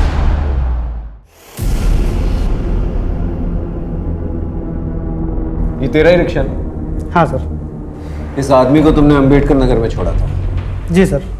इस आदमी के बारे में कुछ पता है तुझे? कुछ नाम या चेहरा कुछ देखा था तुमने? नहीं सर। कुछ अजीब या खास नोटिस किया था तुमने? कुछ खास बात तो नहीं सर, लेकिन उसने जो हमको नोट दिया था वो फटा हुआ था।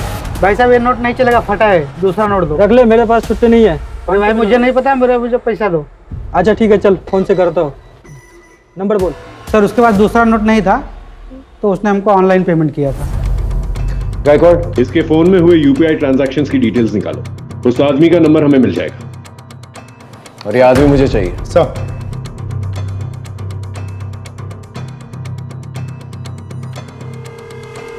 बता, निर्मला को क्यों मारा? सर, मैं सच कह रहा हूं, मैंने किसी को नहीं मारा। देख, सारे प्रूफ है हमारे पास। तेरा फोन लोकेशन नीलेश के घर के पास मिला और 10:30 से 11:30 के बीच में तेरा फोन लोकेशन निर्मला के घर के पास था। क्या कर रहा था वहां पर तू? नीलेश के घर में गया था और उसके बाद में वहां से निर्मला के घर भी गया था, क्योंकि मैं उस धोखेबाज निर्मला को मारना चाहता था सर, जिसकी वजह से मेरी माँ की दर्दनाक मौत हुई है। मुझे अपने ऑफिस के काम से अपनी बीमार माँ को घर में छोड़ के कुछ दिनों के लिए बेंगलोर जाना पड़ा। उसी दौरान सर उस निर्मला ने मेरे घर में एंट्री की। पता नहीं किस तरह उसने मेरी माँ से अपनी दोस्ती बढ़ाई और मेरी माँ को अपने झांसे में लेकर वो एक हेल्थ कार्ड बनाने के नाम पर मेरे घर से सारा पैसा लेके चली गई सर। सर, जब मैं बेंगलोर से वापस आया तो मेरी माँ बहुत बीमार थी सर। मैं अपनी माँ को लेकर जल्दी से हॉस्पिटल गया। सर, हॉस्पिटल जाने पे मुझे पता चला वो जो हेल्थ कार्ड उसने बना के दिया था वो तो सर जाली था, उसमें कुछ भी नहीं था। मेरे सारे पैसे लेके चली गई थी सर। सर, उस धोखेबाज की वजह से मेरी माँ की बहुत दर्दनाक मौत हुई सर। सर, मेरी माँ ने मुझे 2 चीजें बताई थी, एक तो वो हेल्थ कार्ड और एक बिना सरनेम का नाम, ये निर्मला। सर, वो सब लोग उठ के निर्मला को ढूंढने लग गए। आई कुछ है? भाई अंदर ही होगी ना। अरे अंदर नहीं है। ए प्रशांत, आई नहीं मिल रही है, चल देख किधर है। मैं बहुत घबरा गया था इसलिए मैं वहां से भाग आया सर। अच्छी कहानी, लेकिन एक इंसान इतना कुछ कर सकता है पता ढूंढने के लिए, तो जब पता मिल जाएगा तो उसके साथ क्या करेगा? चल ठीक है, ये बता, माधुरी के साथ क्या प्रॉब्लम थी तेरी? उसे क्यों मारा? कौन माधुरी सर? तो तू माधुरी को नहीं जानता? नहीं सर, मैं किसी माधुरी को नहीं जानता। नहीं जानता? सर मैं सच कह रहा हूं, मैं किसी माधुरी को नहीं जानता।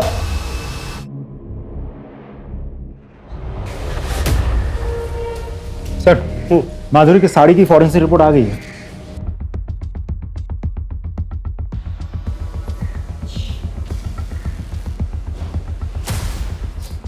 हो साहब, वो गाड़ी मेरी ही है, लेकिन 25 तारीख की दोपहर को मैंने गाड़ी भाड़े पे दी थी। किसको? देख अब तो तेरे खिलाफ हमारे पास सारे सबूत। तूने 19 जुलाई को राकेश से भाड़े पे गाड़ी ली, और वही गाड़ी जो है अंबेडकर नगर से पूनम नगर तक हमें दिखी है सीसीटीवी कैमरा पे, और उसी ड्यूरेशन के दौरान तेरा फोन भी स्विच ऑफ था। जब हमने ड्यूरेशन ट्रैक किया तो पता चला कि तो अंबेडकर नगर से पूनम नगर तक का तकरीबन 3 घंटे लगते हैं। चल अब सच सच बता, तू ही गाड़ी चला रहा था ना? और तूने ही खून किया ना माधुरी और निर्मला का? नहीं साहब, मैंने सिर्फ माधुरी को मारा है, लेकिन निर्मला को मैंने नहीं मारा। झूठ मत बोल, तेरी पूरी कुंडली है मेरे पास। तू बिल्डर के टच में था, और तूने निर्मला के पति के जरिए वो घर जो है बिल्डर के नाम पर कर दिया था, है ना? साहब वो बात सच है, लेकिन मैंने सिर्फ माधुरी को मारा है। खोपड़ी खराब करके रखी थी उसने। मेरी चुगली करेगा तू? मेरी जगह लेना चाहता है तू? चल बाहर निकल यहाँ से, निकल साला गंदी नाली का कीड़ा। एरिया में फिर से आने का नहीं, समझा? उसके बाद राकेश से मैंने गाड़ी भाड़े पे ली, बॉडी के टुकड़े किए और रास्ते में फेंकता चला गया। अब साहब कोई इंसान सारी उम्र तो किसी की गुलामी नहीं कर सकता है ना, इसलिए मार दिया। उसके बाद उसका और बिल्डर का दोनों का काम संभालने लगा, लेकिन साहब निर्मला को मैंने नहीं मारा। सर मुझे अब भी नहीं लगता कि ये सच बोल रहा है। खातिरदारी करते रहो, कभी ना कभी तो सच बोलेगा ही। सर राकेश की गाड़ी की फॉरेंसिक रिपोर्ट आ गई है, जो कि बहुत ही चौंकाने वाली है। सर उस गाड़ी में एक नहीं बल्कि 2 इंसान के ब्लड के ट्रेसेस मिले। अब बोलना शुरू करेगा? आप लोगों को कुछ गलतफहमी हुई है, मैं कुछ नहीं किया। तेरे खिलाफ हमारे पास सबूत भी है और आई विटनेस भी। आई विटनेस? तेरी गाड़ी में निर्मला के ब्लड के ट्रेसेस भी मिले हैं, और हमें पता है तू मार कर उसी गाड़ी में लेकर गया था। मैं क्या करता साहब, ये काम मैं अकेले नहीं कर सकता था, इसीलिए मैंने प्रशांत को भी शामिल करने का डिसीजन लिया। इसके लिए साहब इसका ब्रेन वॉश करना बहुत जरूरी था। इसका अंडर 16 ट्रायल मैच था ना, आई ने इसके गले में एक ताबीज बांधी थी। मैंने इसको उस दिन नशीला पदार्थ खिला दिया, ये मैच ही नहीं खेल पाया। फिर मैंने इसको बताया कि ये जो आई ने गले में ताबीज बांधी है ना, इसके कारण तो मैच नहीं खेल पाया। साहब आपको याद है एक पुलिस वाले की लाश मिली थी जिसपे कीड़े पड़ गए थे, वो पेपर में भी छपा था। मैंने प्रशांत को बताया कि आई ने इसको श्राप दिया था। मैं खुद साहब इसके सामने नकली खून की उल्टियां करता था। पहले इसको बताया कि आई के काला जादू के कारण मेरे को कैंसर हो गया है। मैंने इसके दिमाग में ये बातें बैठा दी कि ऐसे लोग किसी के सगे नहीं होते, ये लोग अंधे होते हैं। ये लोग अपने स्वार्थ के कारण अपने कोख के भी बलि दे सकते हैं। अगर हम दोनों को बचना है ना, तो हमें कुछ करना होगा। तब जाके ये माना साहब। हमने डिसाइड किया था कि आई को ऐसे मारेंगे ना ताकि ये सुसाइड लगे। हम सोच ही रहे थे कि अपने प्लान को कैसे अंजाम दें, तभी बाबा आ गए। फिर हमें लगा कि ये तो अच्छी बात है, अब अगर कुछ होता है शक बाबा के ऊपर जाएगा, ताकि वो इतने सालों बाद वापस आए। सर उसी दिन हमने खाने में दवाई मिला, वो फूड पॉइजनिंग वाला केस हुआ था ना, उस रात को जब चौली के सारे लोग सुकून से सो रहे थे, बाबा भी घर में नहीं थे, मैंने आई को पानी में नींद की दवा मिला के पिला दिया। फिर साहब जब वो अपना होश खोने लगी ना, तब हमने अपने प्लान को अंजाम दिया। तो इस दुनिया की सबसे अच्छी आई है, पर तू अपने ही बच्चों के लिए जान का खतरा बन गई है। तुझे इस दुनिया से जाना होगा, पर तू चिंता मत कर आई।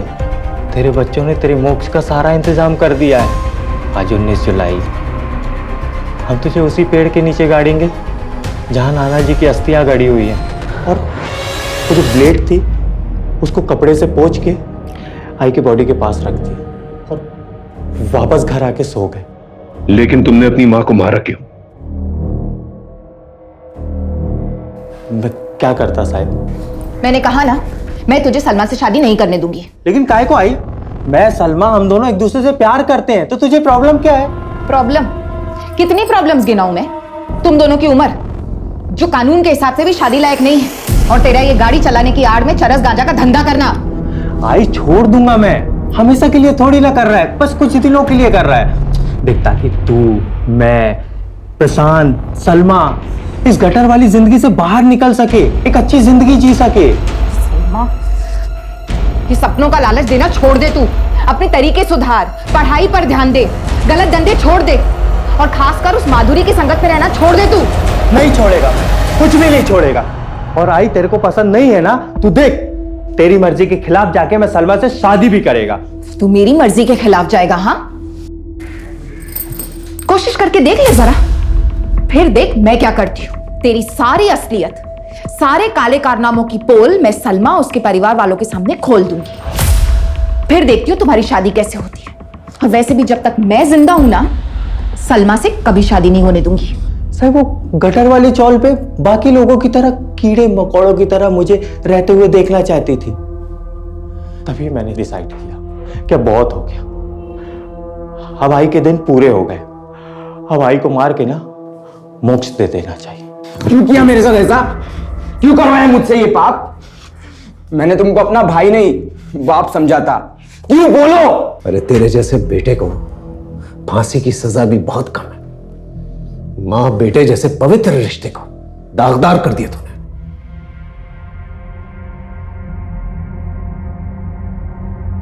सर, ये केस तो बड़ा ही डिस्टर्बिंग निकला। माँ बाप और बच्चों का रिश्ता जो है विश्वास और समर्पण पर टिका रहता है, लेकिन जब लालच बीच में आ जाती है ना, तो विश्वास और समर्पण दोनों ही खत्म हो जाते हैं। सर, आपको नहीं लगता कि कहीं ना कहीं निर्मला खुद भी दोषी है? इसने अपने बच्चों पे कभी ध्यान ही नहीं दिया, क्योंकि एक ही बार में बच्चों में इतना बड़ा बदलाव तो आया नहीं होगा। बिल्कुल ठीक है। निर्मला को पहले से ही भांप लेना चाहिए था कि राकेश के नेचर में कुछ बदलाव आ रहा है, क्योंकि जब तक उसने ये महसूस किया, राकेश बहुत आगे निकल चुका था। प्यार और लालच में इतना अंधा हो चुका था, उसे कुछ दिखाई नहीं देता, और नतीजा हमारे सामने। क्राइम पेट्रोल्स के और भी दिलचस्प कहानी देखने के लिए हमारे चैनल को सब्सक्राइब करें और बेल आइकॉन दबाना न भूलें।